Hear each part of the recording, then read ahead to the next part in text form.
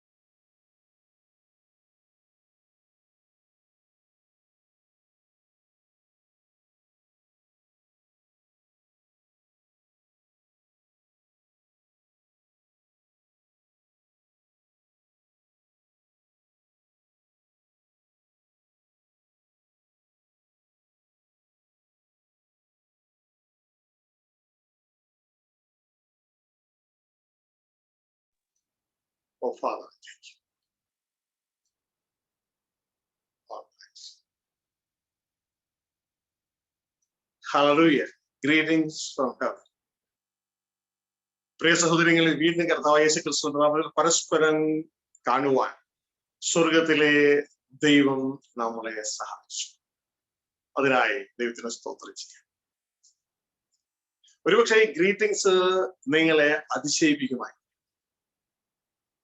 പക്ഷേ അതിജീവിക്കേണ്ട ആവശ്യമില്ല. നമ്മുടെ പൗരത്വം സ്വർഗത്തിലാണ്. സ്വർഗത്തിൽ ജീവിക്കുന്ന ഏതൊരു വ്യക്തിക്കും അത് ചെയ്യുവാനായിട്ട് കഴിയും. കാരണം നമ്മളിന്ന് ഒരു സമയത്ത് ഭൂമിയിൽ ജീവിക്കുന്ന ആൾ ഭൂമിയിൽ നിന്ന് ഗ്രീറ്റിംഗ്സ് പറയും. എന്നാൽ യേശു കർത്താവ് രക്ഷകനായി നാം സ്വീകരിച്ചപ്പോൾ നാം സ്വർഗരാജ്യത്തിൽ വീണ്ടും ജനിച്ചു. നമ്മുടെ പൗരത്വം അവിടെയാണ്. അവിടെ നാം ജീവിക്കണം. നമ്മുടെ ജീവൻ ക്രിസ്തുവിൽ ദൈവത്തിൽ മറഞ്ഞിരിക്കുകയാണ്. മിസ്റ്റർ യോഹന്നാൻ പറയുന്നത് ശ്രദ്ധിച്ചു കേട്ടിട്ടുണ്ടോ? ഞങ്ങളുടെ കൂട്ടായ്മ മേരിക്കുട്ടിയോടും പത്രോസിനോടും ആണെന്നല്ല, ആദ്യം പിതാവിനോടും ഒരു പുത്രനായ ക്രിസ്തുവിനോടും കൂടിയാണ്. അവിടെ കണ്ടും കേട്ടും ഇരിക്കുന്നതൊക്കെ നിങ്ങളെ അറിയിക്കുക. എന്റെ അർത്ഥം, എറ്റേണിറ്റിയിൽ ജീവിച്ച് സമയത്തിൽ ഉള്ള ആദത്തിലൂടെ ഈ ശരീരത്തിലൂടെ വെളിപ്പെട്ടതാണ് അറിയിക്കുകയാണ് ചെയ്യുന്നത്. ദൈവം ക്രിസ്തുവിലൂടെ ഭൂമിയിൽ വെളിപ്പെട്ടതുപോലെ ദൈവം തലയായ ക്രിസ്തുവിന് നമ്മിലൂടെ ഭൂമിയിലേക്ക് വെളിപ്പെടുകയാണ്. മറ്റേത് പറഞ്ഞാൽ ദൈവം നമ്മിലൂടെ വെളിപ്പെടുക, ദൈവപുത്രന്മാരുടെ വെളിപ്പാട് നമ്മിലൂടെ സംഭവിക്കും. പക്ഷെ ഇതൊരു ആത്മിക യുദ്ധം. അതിനെ സമ്മതിക്കാൻ സകല സൃഷ്ടികളും ദൈവപുത്രന്മാരുടെ വെളിപ്പാടിനെ ഈറ്റതോടെ കാത്തിരിക്കും. റോമ 8-ാം അധ്യായമാണ് ഈ പറഞ്ഞ കേട്ടോ. അതിന്റെ 17, 18, 19 വാക്യങ്ങൾ നമുക്ക് കാണാം. സർവ്വ സൃഷ്ടികൾ ദൈവപുത്രന്മാരുടെ വെളിപ്പാടിനെ ഈറ്റതോടെ കാത്തിരിക്കും. മറുഭാഗം ദുഷ്ടന്റെ മണ്ഡലം അതിനെ മറച്ചു പിടിക്കുക. ഏതെങ്കിലും രീതിയിൽ അത് അറിയാതെ ആകുവാൻ തക്കം അതിനെ മറച്ചു പിടിക്കുക. യേശു ക്രിസ്തു വിളിച്ചു പറഞ്ഞു, ഇതാ ദൈവം നമ്മോടുകൂടെ, നമ്മുടെ പപ്പ നമ്മോടുകൂടെ താമസിക്കാൻ പറ്റും, ദൈവരാജ്യം സമീപിച്ചിരുന്നു. എന്നാൽ അതിനെ എങ്ങനെയെങ്കിലും മറച്ചു പിടിക്കുക, അത് ജനം അറിയാതിരിക്കുക എന്നുള്ളതാണ് പിശാചിന്റെയും അവന്റെ കൂട്ടരുടെയും ലക്ഷ്യം. ഇതുകൊണ്ട് ദൈവത്തിന്റെ വചനം പറയുന്നത്, യേശു ക്രിസ്തുവിന്റെ ആ പ്രസംഗം, ആ സന്ദേശം പിതാവ് കൊടുത്തത്, ആ തേജസ്സുള്ള സുവിശേഷത്തിന്റെ പ്രകാശനം ശോഭിക്കാതിരിപ്പാൻ ഈ ലോകത്തിന്റെ ദൈവം പിശാച് മനുഷ്യരുടെ മനസ്സുകളെ കുരുടാക്കി അവരെ അവിശ്വാസികളായി നിലനിർത്തും. വളരെ ശ്രദ്ധയോടുകൂടി ആയിരിക്കണം നമ്മളായിരിക്കുമ്പോ നമ്മളുടെ അശ്രദ്ധ വളരെ നഷ്ടങ്ങൾ ഉണ്ടാക്കുവാൻ വളരെ ശ്രദ്ധയോടുകൂടെ നാം ആയി.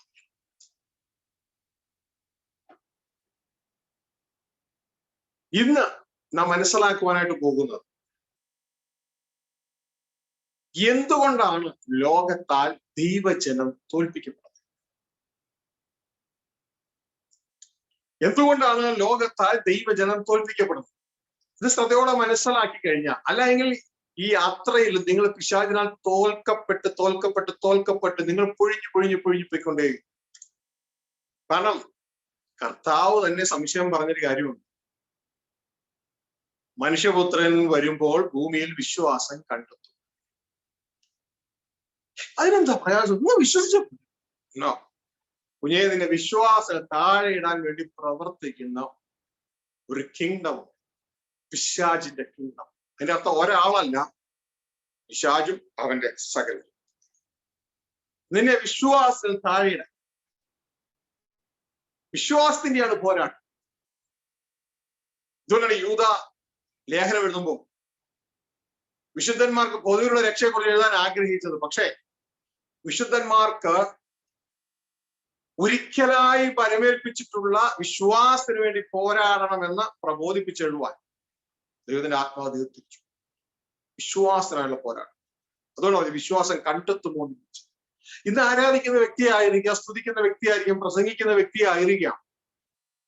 പക്ഷേ ദുഷ്ടന്റെ ഒരാരോ മതി, ഒരാരോ, അവന്റെ തീയമ്പുകൾ എന്ന് പറയുന്നത്, തീയമ്പ് ഒരെണ്ണം മതി വിശ്വാസ താഴെ.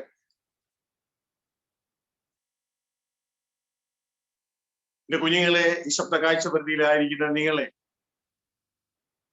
ഞാൻ സ്നേഹിക്കുന്നു, ദൈവം സ്നേഹിക്കുന്നു. നമുക്ക് ആർക്കും അതുണ്ടാകും. നിൽക്കുന്നു എന്ന് തോന്നുന്നവൻ വീഴാതിരിപ്പാൻ ദൈവത്തിന്റെ കൃപയെ സഹായിക്കട്ടെ. ഹല്ലേലൂയ. എപ്പോഴും താഴ്മ ധരിക്കുക. താഴ്മയുള്ളവർക്ക് ദൈവത്തിന്റെ കൃപ കടന്നു വരുവാൻ നമ്മളെ നിർത്തിയിരിക്കുന്നത്. ദൈവം നിർത്തിയിരിക്കുന്നത് കൊണ്ട് ഒരുവനും വീഴിക്കാൻ പറ്റില്ല. പക്ഷെ നാം വീഴുവാനുള്ള ദശയിലേക്ക് ഓടിപ്പോകും. ആട് ഇടയനോട് കൂടെ നിന്നാൽ കുഴപ്പമില്ല. പക്ഷെ അപ്പുറത്ത് പച്ചപ്പ് കണ്ടിട്ട് ആട് ഓടിയങ്ങ് പോകരുത്. പോയാൽ പലതിന്റെയും വായിൽ വീഴും. ആദ്യം ഒരുപക്ഷെ ഒന്നും വായിൽ വീഴില്ലെന്നിരിക്കും, പക്ഷെ ആ യാത്രയിൽ പോയി വീഴും. അതുകൊണ്ട് ശ്രദ്ധയോടുകൂടെ നമ്മുടെ ഈ ചെറിയ ആയുഷ്കാലം, ഈ പ്രവാസ ജന്മദിനവാതിലൂടെ ആരംഭിപ്പിച്ച് മരണദിനവാതിലൂടെ തിരിച്ചെടുക്കുന്ന, തുടർന്ന് ക്രിസ്തുവിന് ന്യായാസനത്തിൽ നിൽക്കുന്ന ആ ചെറിയ കാലം ശ്രദ്ധയോടെ കഴിപ്പാൻ ഓർപ്പിക്കുകയാണ്. ദൈവം നമ്മളെ ഏവരെയും സഹായിക്കട്ടെ. Father, I thank you.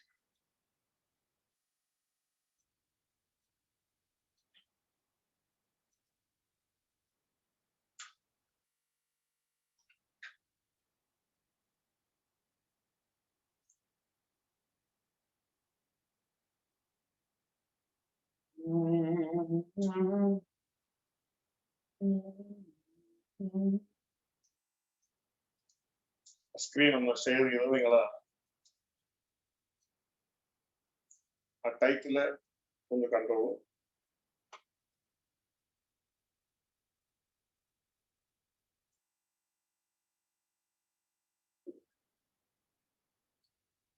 എന്തുകൊണ്ട് നിങ്ങൾ വെച്ച ദൈവമക്കൾ തോൽപ്പിക്കപ്പെടും?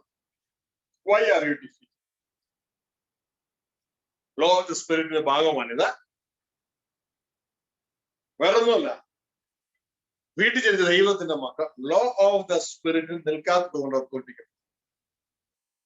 ലോ ഓഫ് ദ സ്പിരിറ്റിൽ നിൽക്കാത്തത് കൊണ്ട് അവർ തോൽപ്പിക്കും.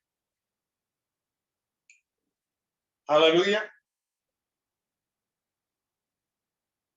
മറ്റൊരു കാര്യം, നമുക്ക് ലോ ഓഫ് ദ സ്പിരിറ്റിൽ നിൽക്കുവാൻ കഴിയാത്തത് ദൈവരാജ്യത്തിന്റെ മൊഴികൾക്ക് അവർ വില കൊടുക്കുന്നില്ല. ദൈവരാജ്യത്തിന്റെ മൊഴികൾക്ക് അവർ വില കൊടുക്കുന്നില്ല. നിങ്ങൾക്കല്ലോ, ഇതൊരു വയലില് വിത്ത് ഇടുന്ന രംഗമാണെന്ന് ഞാൻ ചിന്തിക്കുന്നത്. പക്ഷെ എനിക്ക് തോന്നിയത് ദൈവമക്കളുടെ ഉള്ളിൽ നിന്ന് വിതച്ച വിത്തുകള് ഇതാ ചിലര് പിറക്കിയെടുത്ത് കളയുന്നു. വിതച്ച വിത്ത്, ദൈവരാജ്യത്തിന്റെ വിത്ത് വിതച്ചതാ. ആ വിത്ത് പിറക്കിയെടുത്ത് കളയുക. കാരണം ആ വിത്താണ് അവരുടെ ജീവിതത്തിൽ പൊട്ടി മുളച്ച് ഫലമായി മാറുന്നത്. പക്ഷെ വിത്തെടുത്ത് കളയുന്ന ഒരു ശുശ്രൂഷ സാത്താൻ, വിത്തെടുത്ത് കളയുന്ന ശുശ്രൂഷ സാത്താൻ. അതേപോലെ നമ്മുടെ ഹൃദയമാകുന്ന വയലിൽ ക്രിസ്തു വിതച്ച് തന്ന ദൈവരാജ്യത്തിന്റെ മൊഴികൾ എടുത്തു കളഞ്ഞാൽ അത് പിശാചിന് ജയത്തിന്റെ മാർഗമാണ്. എന്നാൽ മത്തായിയുടെ സുവിശേഷം 13-ാം അധ്യായം 19-ാം വാക്യത്തിൽ യേശുക്രിസ്തു ദൈവരാജ്യത്തിന്റെ അടിസ്ഥാന ഉപമ പറഞ്ഞതിൽ, വിതക്കാരന്റെ ഉപമ പറഞ്ഞത് പറയുന്ന ഒരു കാര്യമുണ്ട്. വിത്ത് വിതച്ചപ്പോൾ വഴിയരികിൽ, വിത്ത് വിതച്ചപ്പോ അതിനകത്ത് വിഷയമുണ്ടെങ്കിൽ മത്തായി 13-19 എടുത്ത് വയ്ക്കണേ വായിക്കാനായിട്ട്. വിത്ത് വിതച്ചപ്പോ ചിലത് വഴി അരികിൽ വീണു. വഴിയരികിൽ വീണത് കാണിക്കുന്നത് വിതച്ച നമ്മുടെ ഹൃദയത്തിലേക്ക് നമ്മൾ അതിന് വലിയ പ്രാധാന്യമൊന്നും കൊടുത്തില്ല. ഹൃദയത്തിന്റെ ഒരു വഴിയരികിലാണ് വീണു. പ്രാധാന്യം ഉള്ളതാണെങ്കിൽ നമ്മൾ അവിടെ കൊണ്ട് വെച്ചേനെ. പ്രാധാന്യം ഉള്ളതാണെങ്കിൽ നമ്മൾ ലോക്കറിൽ വെച്ചേനല്ലേ. വീട്ടില് പണവും സ്വർണവും ഒക്കെ ആണെങ്കിൽ എവിടെ വെക്കുക? ലോക്കറിൽ വെക്കുക, ഇല്ലേ? അതേപോലെ നമ്മളത് ഹൃദയത്തിന്റെ പ്രധാന സ്ഥലത്ത് വെച്ച. ഇതിന് വലിയ വലയൊന്നും കൊടുത്തില്ല. എവിടെ പോയതാ? ഇന്ന് മീറ്റിംഗ് ഉണ്ടായിരുന്ന അന്ന് പോയതാ. എന്നാ കിട്ടി? അങ്ങനെയൊന്നുമില്ല, അങ്ങ് പോയെന്നേ പോയെന്നേ ഓർമ്മ. പിന്നെ എന്തൊക്കെയുണ്ട് വിശേഷം? വലിയ പ്രാധാന്യമൊന്നും കൊടുത്തില്ല. അത് വഴിയരികില വെച്ച. അത് ദുഷ്ടം കൊണ്ടൊന്ന് പിറക്കിക്കൊണ്ടു. പിശാചിന് അറിയാം നമ്മൾ വിലയില്ല എന്ന് ചിന്തിക്കുന്ന സംഭവം പിശാച് വലിയ വിലയുള്ളതായി കാണും. അത് ബൈബിൾ പറയുന്നത് പക്ഷി വന്ന് കൊത്തിക്കൊണ്ടുപോയി. പക്ഷി, അത് പിശാച് എടുത്തു കളഞ്ഞതാ. വായിച്ചാട്ടെ. എന്നാൽ വിതയ്ക്കുന്നവന്റെ ഉപമ കേട്ടുകൊള്ളുവീൻ. ഒരുത്തൻ രാജ്യത്തിന്റെ വചനം കേട്ടിട്ട് ഗ്രഹിക്കാഞ്ഞാൽ ദുഷ്ടൻ വന്ന് അവന്റെ ഹൃദയത്തിൽ വിതയ്ക്കപ്പെട്ടത് എടുത്തു കളയുന്നു. ദുഷ്ടൻ വന്ന്, പിശാച് വരുന്നു. അപ്പൊ നിങ്ങളെ കുഞ്ഞുങ്ങളെ ദൈവരാജ്യത്തിന്റെ മൊഴികൾ കേട്ടാൽ ആര് വരും? നിങ്ങളെ പിശാച് നോട്ടപ്പുള്ളിയാക്കും. നിങ്ങളെ പിശാച് നോട്ടപ്പുള്ളിയാക്കും. ഇതുവരെ അവൻ വന്നില്ലെങ്കിൽ അവൻ നിങ്ങളുടെ അടുത്ത് വന്നിരിക്കും. കാരണം അവന് പേടിയുള്ളത് രാജ്യത്തിന്റെ മൊഴികളെ, അവന് പേടിയുള്ളത് ദൈവരാജ്യത്തിന്റെ മൊഴികളെയാണ്. അത് നിങ്ങൾ കേട്ടാൽ ദുഷ്ട നിങ്ങളുടെ അടുക്കൽ വന്നിരിക്കും. അപ്പൊ നിങ്ങൾ വിചാരിക്കും ഇത്രയും നാളെ കേട്ടിട്ട് എനിക്കൊന്നും മനസ്സിലായില്ല ദേവദാസനെ. അതാ അവർ എഴുതിയിരിക്കുന്നത്. അവൻ വന്ന് എടുത്ത് കളഞ്ഞാൽ പിന്നെ ഒന്നും മനസ്സിലാകും. കാരണം നിങ്ങൾ ഇതിന് പ്രാധാന്യം കൊടുത്തിട്ടില്ല. പ്രാധാന്യം കൊടുത്തെങ്കിൽ നിങ്ങൾ എന്ത് ചെയ്യുവനെ? നിങ്ങളുടെ ഹൃദയത്തിന്റെ ഉള്ളിൽ വെച്ച് ധ്യാനിച്ച് അതിനെ വളർത്തിയെടുത്ത് വൃക്ഷമാക്കി. അപ്പോ മനസ്സിലാക്കിക്കോളണം, നമ്മൾ ദൈവരാജ്യത്തിന്റെ മൊഴികൾക്ക് വില കൊടുക്കുന്നില്ല എങ്കിലും പിശാച് അതിന് വില കൊടുക്കുന്നുണ്ട്. അതുകൊണ്ടാണ് അവൻ വരുന്നത്. അവനെടുത്ത് കളയും. അവനറിയാം ഇതെങ്ങാനും ഇവളുടെ ഹൃദയത്തിൽ വീണ് വളർന്നാൽ എന്റെ കിങ്ഡം അവസാനിക്കും. കാരണം ഇത് ദൈവരാജ്യത്തിന്റെ വിത്ത. അത് വളർന്നാൽ പിന്നെ ദൈവം ഇവന്റെ ജീവിതത്തിൽ രാജാവായി. അതോടുകൂടെ ഇവൻ സ്വയം രാജാവായിരിക്കുന്ന പദ്ധതിയിൽ നിന്ന് ഇവൻ പിന്മാറും. ഇവൻ സ്വയം രാജാവായിരിക്കുന്ന പദ്ധതിയിലൂടെയാണ് ഞാൻ ഇവന്റെ ജീവിതത്തിൽ പ്രവർത്തിക്കുന്നത്. അതായത് പിശാച് ഇവന്റെ ജീവിതത്തിൽ പ്രവർത്തിക്കുന്നത്. പ്രിയ സഹോദരങ്ങളെ, അത് വളരെ ശ്രദ്ധയോടുകൂടിയായിരിക്കണം. നമ്മുടെ ഉൾത്തളത്തിൽ നിന്ന് കഴിഞ്ഞ നാളുകളിൽ നിങ്ങളിൽ ദൈവത്തിന്റെ ആത്മാവ് വരുന്നത് പലതും ഇതുപോലെ പിറക്കി നടക്കുന്ന ആളുകളെ കണ്ടില്ലേ? അവരെടുത്ത് കളഞ്ഞിട്ടുണ്ട്. ഇനിയും കളയാൻ അവസരം കൊടുക്കൽ. ഇത് രണ്ട് രാജ്യങ്ങൾ തമ്മിലുള്ള പോരാട്ടം. യുദ്ധത്തിൽ പലരും വീഴും. ഒരു യുദ്ധം നടക്കുമ്പോ രണ്ട് സൈഡിലും പലരും വീണോണ്ട് ഇത് പലരും വീഴും. എന്റെ കുഞ്ഞുങ്ങളെ, നിങ്ങൾ വീഴാൻ ഇടയാ. ഹല്ലേലൂയ.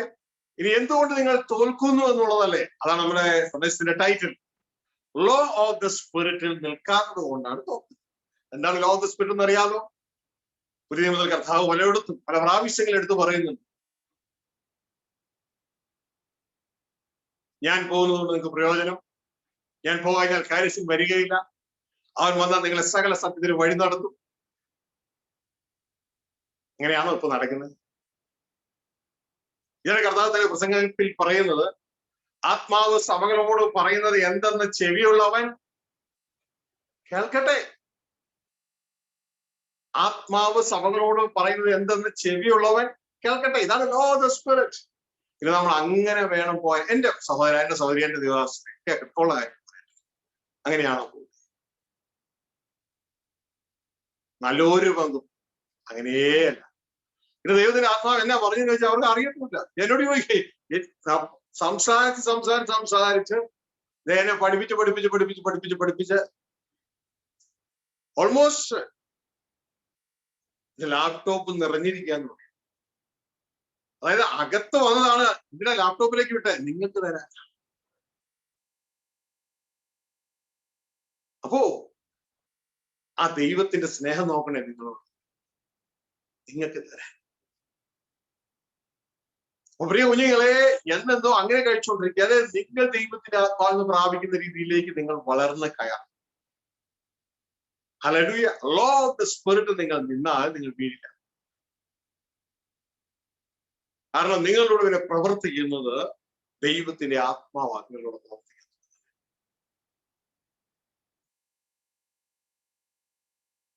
യേശുക്രിസ്തു പറഞ്ഞ ആ സ്റ്റേറ്റ്മെന്റ് ഓർക്കുന്നുണ്ടോ? ലൂക്കോസ് 16:8 നമ്മൾ തോൽക്കാൻ കാരണം കർത്താവ് പറഞ്ഞത്, ഈ ലോകത്തിന്റെ മക്കളാണ്, പ്രകാശത്തിന്റെ മക്കളെ, തങ്ങളുടെ തലമുറയിൽ ബുദ്ധിയേറിയ, തങ്ങളുടെ തലമുറ, അവർക്ക് ഒറ്റ തലമുറയുള്ളൂ, തങ്ങളുടെ തലമുറ, അതിൽ ബുദ്ധിയേറിയ. എടുത്തേക്കൊന്ന് വായിച്ചു ലൂക്കോസ് 16:8. വെളിച്ച മക്കളെക്കാൾ ഈ ലോകത്തിന്റെ മക്കൾ തങ്ങളുടെ തലമുറയിൽ ബുദ്ധിയേറിയവരല്ലോ. വെളിച്ച മക്കളേക്കാൾ, അതായത് രാജ്യത്തിന്റെ പുത്രന്മാരെക്കാൾ, ദൈവത്തിന്റെ പുത്രന്മാരെക്കാൾ ഈ ലോകത്തിന്റെ മക്കൾ. 2 ടൈപ്പ് ഉണ്ടെന്ന് പറഞ്ഞല്ലോ. മത്തായി 13 നമ്മൾ വായിച്ചു. കർത്താവ് പറഞ്ഞ 2 ടൈപ്പ് വിത്ത്. ഒന്ന് ഗോതമ്പ്, മറ്റത് കള. ഗോതമ്പ് രാജ്യത്തിന്റെ പുത്രന്മാർ, കള ദുഷ്ടന്റെ പിശാചിന്റെ പുത്രൻ. പ്രകാശത്തിന്റെ മക്കളും ഈ ലോകത്തിന്റെ മക്കളും. അപ്പോ ദുഷ്ടന്റെ പുത്രന്മാരാണ്, ഈ ലോകത്തിന്റെ മക്കളാണ് പ്രകാശത്തിന്റെ മക്കളെ, തങ്ങളുടെ തലമുറയിൽ ബുദ്ധിയേറി. ഇതൊക്കെ ഒന്ന് ചിന്തിക്കാറുണ്ടോ? ദൈവസന്നിധിയിൽ ധ്യാനിക്കാറുണ്ടോ? ധ്യാനിക്കണം. അല്ലാതെ ദൈവരാജ്യം മറയ്ക്കുന്നതിന് വേണ്ടി അധ്വാനിച്ച് അതിനുവേണ്ടി കമന്റ് എഴുതി അതിനുവേണ്ടി പ്രവർത്തിച്ച് ഒരു പ്രയോജനമില്ല. You are fighting for nothing. അത് നിങ്ങളുടെ ന്യായവിധിക്ക് കാരണമായി. പകരം ഇതൊക്കെ ഒന്ന് മനസ്സിലാക്കിയിട്ട് ഇതിനെ ഓവർകം ചെയ്യാൻ എന്താ വഴി എന്ന് മനസ്സിലാക്കി അത് പ്രവർത്തിക്കാനായിട്ട്. അപ്പൊ ഇതുമായുള്ള ബന്ധത്തില് നമ്മൾ തോൽക്കുവാനിടയായ കാരണം കുറച്ച് ആഴത്തിൽ നിങ്ങളെ പഠിപ്പിക്കാനായിട്ട് ആഗ്രഹിക്കുക. നിങ്ങൾ തോക്കാതിരിക്കാനാണ് ദൈവന്റെ ഹൃദയത്തിൽ തന്നത്.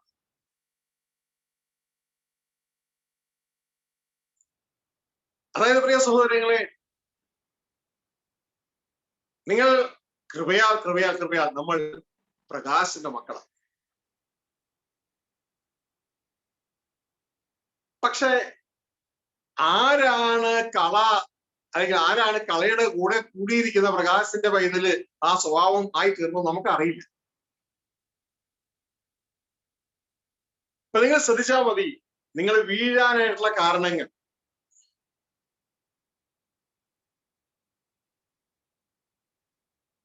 ഒന്ന്, നിങ്ങൾക്ക് വചനത്തിലുള്ള പ്രാവീണ്യമില്ല, അറിവില്ല. നിങ്ങളെ അങ്ങനെയെങ്കിൽ മറ്റുള്ളവർ ചതിക്കും. അവര് നിങ്ങളോട് എന്തെങ്കിലും പറയുമ്പോൾ നിങ്ങൾ പെട്ടെന്ന്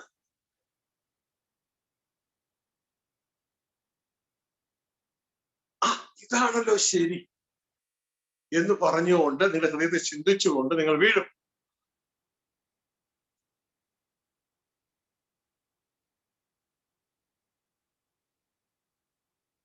എക്സാമ്പിൾ, ദൈവരാജ്യ സുവിശേഷം കേട്ടിരിക്കുന്ന നിങ്ങൾ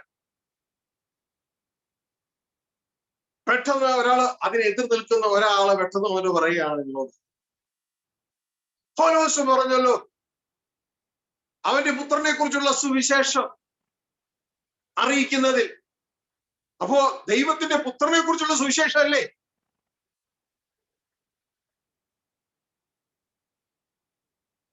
എന്തേ അതിന് ഫോക്കസ് ചെയ്തേ?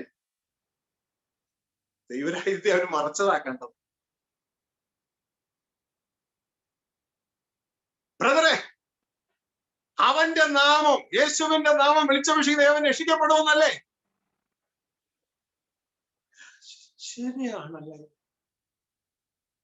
ശരിയാണല്ലേ? വചനം അറിയാത്ത ഒരുവനാണെങ്കിൽ അവിടെ വീണത്. പറഞ്ഞേക്ക സത്യം. എവിടെ നിന്ന് വീണു? കലത്തേക്ക് വെച്ചിട്ട് പുറകിലേക്ക്, ദൈവരാജ്യത്ത് പുറകിൽ വീണു. അത് ഒരാളുടെ, അതായത് വചനം അറിയാൻ പാടില്ലാത്ത. ഇനി വചനം അറിയാവുന്ന ഒരാളെ നിന്നിട്ടു, വചനം അറിയാവുന്ന ഒരാൾ, അദ്ദേഹത്തിന് വചനം അറിയാം, ഈ പറഞ്ഞ കാര്യമൊക്കെ സത്യമാണ്. കാരണം പിശാച് വീഴിക്കുന്നത് നുണ പറഞ്ഞിട്ടല്ല. ഒരുവിധപ്പെട്ടവരുടെയൊക്കെ അടുക്കൽ, അവൻ നുണയുടെ പിതാവുമാണ്, പക്ഷേ ഒരുവിധപ്പെട്ടവരുടെയൊക്കെ അടുക്കൽ അവൻ നുണയല്ല, ചതിച്ചാണ്. അവൻ ചതിയല്ല, അവൻ സത്യം പറഞ്ഞിട്ടാണ് വീഴും. സത്യം എന്ന് വെച്ചാൽ അർദ്ധസത്യമായിരിക്കും, പകുതി സത്യമാണ്. എന്നാൽ വേറൊരുത്തർ, ഇത് വചനം അറിയാൻ പാടാത്ത ആളുകളായിരുന്നു, ഇത് വചനം അറിയാവുന്ന നിങ്ങളുടെ അടുക്കലേക്ക് വരുമ്പോൾ ഈ കാര്യം നിങ്ങളോട് അവര് പറയുന്ന സമയത്ത് അതൊരു കളയാണെങ്കിൽ, അല്ലെങ്കിൽ കളയാൽ ഇൻഫ്ലുവൻസ് ചെയ്യപ്പെട്ട ഒരു രാജ്യത്തിന്റെ പുത്രനാണെങ്കിൽ, പിശാചിന്റെ സ്പിരിറ്റ് അവരുടെ വർക്ക് ചെയ്തിട്ട്, ഇത് ആത്മമണ്ഡലമാണ്, നിങ്ങളുടെ മൈൻഡ് ഉടനെ തന്നെ അത് ബൈൻഡ് ചെയ്യും, കെട്ടിക്കളയും, നിങ്ങളെ കുരുടന്മാർ. എന്തിനാണെന്നറിയാമോ? യേശു ക്രിസ്തുവിന്റെ തേജസ്സുള്ള സുവിശേഷത്തിന്റെ പ്രകാശനം ശോഭിക്കരുത്. യേശു പ്രസംഗിച്ചത് ഈ ജനം അറിയരുത്, അത് ശോഭിക്കരുത്. നിങ്ങളുടെ മൈൻഡ് അങ്ങ് ബ്ലോക്ക് ചെയ്യും. ഒരുപക്ഷെ ഞാൻ ഈ പറയാൻ പോകുന്ന അവസ്ഥ ജീവിതത്തിൽ ഉണ്ടായിട്ടുണ്ടാവും. പിന്നെ നിങ്ങൾക്ക് ഒന്നും ചിന്തിക്കാൻ പറ്റും, നിങ്ങൾക്ക് അറിയാം ഈ പറഞ്ഞത് എല്ലാം ഇത് അർത്ഥസത്യമാണ്, പകുതിയുള്ളു സത്യം, ബാക്കി പകുതി ഇത് പറഞ്ഞിട്ടില്ല എന്നൊക്കെ നിങ്ങൾക്ക് അറിയാം. പക്ഷേ നിങ്ങൾക്ക് നിങ്ങളുടെ മൈൻഡിന് ചിന്തിക്കാൻ പറ്റാത്ത രീതിയിൽ നിങ്ങൾ ബ്ലറഡായി. ഈ പ്രസംഗിക്കാൻ നിൽക്കുന്നവർക്ക് പലപ്പോഴും അനുഭവം ഉണ്ടാകും. ഒന്നും മനസ്സിലേക്ക് വരുന്നില്ല, എല്ലാം ബ്ലറഡായി, അതിന് അറ്റാക്കാണ്.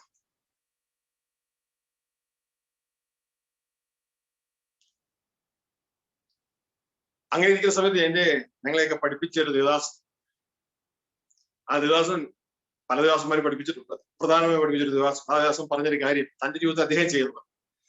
അങ്ങനെ ഇരിക്കുന്ന സമയത്ത് മീറ്റിങ്ങിന്റെ ഇടയിൽ അങ്ങനത്തെ അനുഭവം വന്നാൽ ഉടനെ തന്നെ അദ്ദേഹം പ്രസംഗം നടത്തി ഒരു പാട്ടിന്റെ 3-4 വരികളങ്ങ് പാടും. ആ പാട്ടിന് 3-4 വരികളങ്ങ് പാടുമ്പോൾ ലൈക്ക് എന്റെ യേശു വാക്കു മാറാത്തോ, ഇങ്ങനെ ഒരു പാട്ടിന്റെ 3-4 വരികളും പാടി കർത്താവിനെ സ്തുതിക്കും. അന്തരീക്ഷം മാറും. വീണ്ടും ആ ലൈനിലേക്ക് വീണ്ടും തുടർന്ന് പ്രസംഗം കണ്ടിന്യൂ ചെയ്യും. അപ്പോ ഇതേപോലുള്ള അനുഭവം ചിലർ നമ്മളോട് സംസാരിക്കുമ്പോൾ നമുക്ക് ഉണ്ടാകും. പെട്ടെന്ന് നമുക്ക് തിരിച്ചോട്ട് ഒന്നും പറയാൻ പറ്റുന്നില്ല. നമുക്കറിയാം ഇത് പറയണതല്ല ശരി, ഇത് അർത്ഥസത്യമാണ്, ഇത് പറയുന്നതല്ല ശരി, ഇത് പകുതി മാത്രം വെച്ചുകൊണ്ടിരിക്കുകയാണ്, അർത്ഥസത്യമാണ്, ഇത് മുഴുവനുമുണ്ട്. അവർ യഥാർത്ഥത്തിൽ അവരുടെ വാക്കുകളിലൂടെ യേശു പ്രസംഗിച്ച ദൈവരാജ്യം എന്ന സുവിശേഷം യേശുവിനെ കൊണ്ട് മറയ്ക്കാൻ ശ്രമിക്കുകയാണ്. തന്റെ പുത്രനെ കുറിച്ചുള്ള സുവിശേഷം ശരിയാണ്, തീർച്ചയായും യേശു നമുക്ക് സുവിശേഷം, യാതൊരു സംശയം. അവന്റെ നാമം വിളിച്ചപേക്ഷിക്കുന്ന ഏവൻ രക്ഷിക്കപ്പെടും. തീർച്ചയായും ക്രിസ്തുവിന്റെ നാമം വിളിച്ചപേക്ഷിക്കുന്ന ഏവൻ രക്ഷിക്കപ്പെടും. പക്ഷേ ഇതൊക്കെ സുവിശേഷത്തിന്റെ ആദ്യ ഭാഗം. നമ്മൾ യേശു പ്രസംഗിച്ച സുവിശേഷം അവകാശമാക്കാൻ പോകുന്നതിന്റെ ആദ്യ ഭാഗം. സുവിശേഷത്തിന് രണ്ട് ഭാഗം ഉണ്ടെന്നുള്ള കാര്യം, രക്ഷിക്കപ്പെടുക അത് സൗജന്യമാണ്, ദൈവരാജ്യം അവകാശമാക്കുക സൗജന്യമല്ല. അത് നാം ക്രിസ്തുവിനെ കർത്താവായി അംഗീകരിച്ച ആ കർത്താവിനെ അനുസരിക്കുന്നതിന്റെ റിസൾട്ട് ആയിട്ടാണ് നമ്മൾ ദൈവരാജ്യം അവകാശമാക്കുന്നത്, ആ രക്ഷ പൂർത്തിയിലേക്ക് എത്തപ്പെടുന്നത്. ഈ രണ്ടാമത്തെ ഭാഗം ഒരു പറയില്ല, രണ്ടാമത്തെ ഭാഗം ഒരു പറയില്ല. അതിനെക്കുറിച്ച് എന്തെങ്കിലുമൊക്കെ നിങ്ങൾ പറഞ്ഞു കഴിഞ്ഞാൽ പോലും അതൊക്കെ ഉണ്ട്, അതൊക്കെ ഉണ്ട്, അതിനെക്കുറിച്ച് ഒരു മിണ്ടത്തിൽ, അതിനെ അവഗണിച്ചെങ്കിൽ വിടും.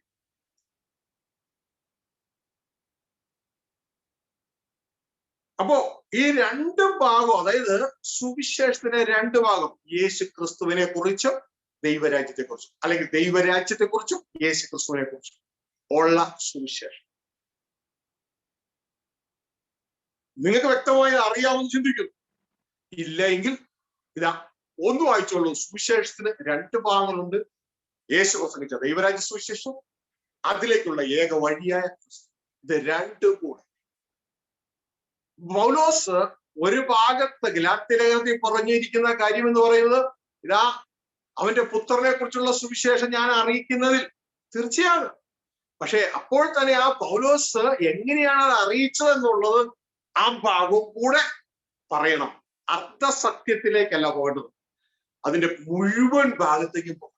മറ്റൊരു പറഞ്ഞാൽ പിശാചിന്റെ സന്ദേശം നമ്മളെ എവിടെയെങ്കിലും കൊണ്ട് കോർണറൈസ് ചെയ്യും.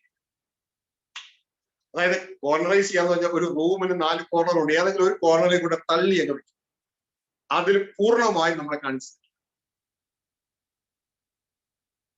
അതിന്റെ ഒരു ഭാഗം മാത്രം പറഞ്ഞ് നമ്മളെ തെറ്റിച്ചു. യേശു പ്രത്യേകം പറഞ്ഞിട്ടുണ്ട്, മത്തായിയുടെ സുവിശേഷം 24-ാം 4-5 വാക്യം. അവർ അത് എഴുതിയ ട്രാൻസ്ലേഷൻ പോലും തെറ്റി. അനേകർ എന്റെ നാമത്തിൽ വരും, many will come in my name.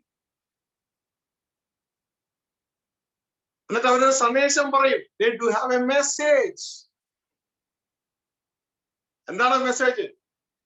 I am Christ. യേശുവാണ് ക്രിസ്തു എന്ന് അവർ പറയും. സത്യം. പക്ഷേ പകുതിയെ പറഞ്ഞോളൂ, ബാക്കി പകുതി പറഞ്ഞില്ല. എന്നിട്ട് നിങ്ങളെ തെറ്റി. വളരെ സത്യമാണ്, ഒരു സ്ഥലത്ത് കൊണ്ട് കോർണറൈസ് ചെയ്തതാണ്, എന്നിട്ട് നിങ്ങളെ തെറ്റി. അപ്പൊ പിശാചിന്റെ രീതി ഇതാണ്. എല്ലാവരും രണ്ടും പറയണം, പൂർണ്ണമായ കാര്യങ്ങളെ അവതരിപ്പിക്കും. എല്ലാവരും പരദാശനോട് പറഞ്ഞിട്ടുള്ളത് വളരെ 24-ാം അധ്യായം 4-5 വാക്യങ്ങൾ. എത്ര പറഞ്ഞാലും നിങ്ങൾക്ക് ഈ വരുന്ന വചനം വഴിയരികിലാണ് വീഴുന്നതെങ്കിൽ ഒരു കാര്യം, ഇത് അങ്ങനെ തന്നെ ഒന്ന് പരിശോധിച്ച് നമ്മൾ നമ്മുടെ ജീവിതത്തിൽ കൊണ്ടാണ്. അവിടെ എഴുതിയിരിക്കുകയാണ്, അതിന് യേശു ഉത്തരം പറഞ്ഞത്, ആരും നിങ്ങൾ തെറ്റിക്കാതിരിക്കാൻ സൂക്ഷിച്ചുകൊള്ളു. അവ തെറ്റിക്കാതിരിക്കാൻ സൂക്ഷിച്ചുകൊള്ളു. യേശു എപ്പോഴും പറയും, ഇപ്പോഴും അതിനെ പറഞ്ഞുകൊണ്ടിരിക്കും. ഞാൻ ക്രിസ്തു എന്ന് പറഞ്ഞ അനേകർ എന്റെ പേരെടുത്തുന്ന പലരെയും തെറ്റിക്കും. ആ ട്രാൻസ്ലേഷൻ തന്നെ തെറ്റാ. നിങ്ങൾ ചുറ്റും നോക്ക്, അനേകർ യേശു ക്രിസ്തു എന്ന് പറഞ്ഞു വരുമെന്ന് പറയുക, ഒരെണ്ണത്തിനെ കാണാനില്ല. ട്രാൻസ്ലേഷൻ തന്നെ തെറ്റി. ഇതുപോലെ ധാരാളം തെറ്റായിട്ടുള്ള ഭാഗങ്ങൾ, ട്രാൻസ്ലേഷൻ തെറ്റായിട്ടുള്ള ഭാഗങ്ങൾ ബൈബിളിലുണ്ട്. അതൊക്കെ ഇന്ന് സഭ കയറിയാൽ പിടിച്ചിരിക്കുക. എവിടെയൊക്കെ ട്രാൻസ്ലേറ്റ് തെറ്റുണ്ടോ അവിടെയൊക്കെ അള്ളിക്കയറി പിടിച്ചിരിക്കുക. സ്പിരിറ്റ് കാരണം സ്പിരിറ്റ് ഹെയർ എവിടെയൊക്കെ ട്രാൻസ്ഫർ തരണം അത് കള്ളി കയറിയോ പിടിക്കും. ദൈവം അനുവദിക്കുക, ഫ്യൂച്ചറിൽ നമുക്ക് എടുക്കാം. ശരിക്കും പറഞ്ഞത് അങ്ങനെയല്ല. KJV ഞാൻ വായിക്കുന്നു, for many shall come in my name, അനേകർ എന്റെ നാമത്തിൽ വരും. യേശു പറയാണ് അനേകർ എന്റെ നാമത്തിൽ വരും. ഇപ്പൊ ഞാൻ നിൽക്കുന്നത് യേശുവിന്റെ നാമത്തിലാണ്. അവര് പറയുന്നത് എന്താ? I am Christ. യേശു പറഞ്ഞേ, അവര് പറയും ഞാനാണ് ക്രിസ്തു. അവര് പറയും ശരിയല്ല, യേശു അല്ല ക്രിസ്തു. എന്നിട്ട് എന്താ എന്റെ അവസാനം? ആൻഡ് ഷാൽ ഡീസീവ് മെനി, അനേകരെ ചലിച്ചു കളയും. അനേകരെ ചലിച്ചു കളയും. ഹല്ലേലൂയ. അപ്പൊ നമ്മളെപ്പോഴും ശ്രദ്ധിച്ചോളണം, അവന്റെ പുത്രനെ കുറിച്ചുള്ള സുവിശേഷം തീർച്ചയായും യേശു സുവിശേഷം തന്നെയാണ്. അതിന് സംശയമില്ല. യേശു ഇല്ല എങ്കിൽ പിതാവിലേക്ക് എത്താനേ പറ്റും. അവന്റെ നാം വിളിച്ച പക്ഷേ അവൻ രക്ഷിക്കപ്പെടും. സത്യമാണ്. അവന്റെ നാം വിളിച്ച അവൻ രക്ഷിക്കപ്പെടും. പെട്ടെന്ന് ചിലപ്പോൾ ഇങ്ങനെയൊക്കെ നിങ്ങളോട് ചോദിച്ചു കളയും. അപ്പൊ ഈ കുഗ്രാമത്തിൽ അവിടെ എവിടെയൊക്കെ ഉള്ളവർ ഈ വലിയ ഡോക്ടറിനൊക്കെ അറിഞ്ഞിട്ടാണ്, ഈ വലിയ വലിയ ഡോക്ടറിനൊക്കെ അറിഞ്ഞിട്ടാണ് അപ്പൊ അവർക്കൊന്ന് ശ്രദ്ധി പോകാൻ പറ്റുന്നു. അവന്റെ നാം വിളിച്ച പക്ഷേ അവൻ രക്ഷിക്കപ്പെടില്ലേ? നിങ്ങൾ പെട്ടെന്ന് നിങ്ങളുടെ മൈൻഡ് അങ്ങ് കെട്ടും. കാരണം ഒരു സ്പിരിറ്റ് റിലീസ് ആകുകയാണല്ലോ. നിങ്ങളുടെ ജീവിതത്തിൽ നല്ല പങ്കിന്റെ ജീവിതത്തിൽ സംഭവിക്കുന്നില്ല. കാരണം അവരാണ് ബുദ്ധിയേറി. പിശാചിന്റെ ഇൻഫ്ലുവൻസ് അവരിലൂടെ കടന്നു. കാരണം നിങ്ങൾ കെട്ടപ്പെട്ടു, നിങ്ങൾക്കൊന്നും മനസ്സിലാകാതെ ലെവലിലേക്ക്. പക്ഷെ നിങ്ങളുടെ ഉള്ളിൽ നിങ്ങൾ ആത്മാവിന്റെ ജീവിതത്തിൽ പ്രവർത്തിക്കുന്നവരെങ്കിൽ ഉടനെ തന്നെ കർത്താവിന്റെ അടുക്കൽ പിശാച് വന്നപ്പോൾ എങ്ങനെയാണോ കർത്താവ് സംസാരിച്ചത് അതേപോലെ തന്നെ നിങ്ങൾ സംസാരിക്കുന്നത്. കർത്താവിനോട് പിശാച് അറിയിച്ചതൊക്കെ വചനം തന്നെയാണ്. വചനം വചനം വചനം. പക്ഷെ കർത്താവ് അതിന്റെ ഉള്ളിൽ വേറെ വചനം അവരോട് അങ്ങോട്ട് പറയാനുണ്ട്. നിങ്ങളോട് പറയുമ്പോ എനിക്കൊന്നും അറിയത്തില്ല എന്ന് പറഞ്ഞു മാറിയിട്ട് കാര്യമില്ല. വചനം അറിയണം. വചനം അറിഞ്ഞാൽ മാത്രം പോരാ, നിങ്ങളുടെ മനസ്സിനെ ബ്ലൈൻഡ് ചെയ്യും, കുരുടാക്കി കളയും. യേശു ക്രിസ്തുവിന്റെ തേജസ്സുള്ള സുവിശേഷത്തിന്റെ പ്രകാശനം ശോഭിക്കാതിരുപ്പാൻ ഈ ലോകത്തിന്റെ ദൈവം മനുഷ്യരുടെ മനസ്സുകളെ കുരുടാക്കി അവരെ അവിശ്വാസികളായി തുടരും. പേര് വിശ്വാസിയായിരിക്കും, പക്ഷേ യഥാർത്ഥത്തിൽ അവിശ്വാസികളായി തുടരാനായിട്ട് അങ്ങനെ ആകരുത്.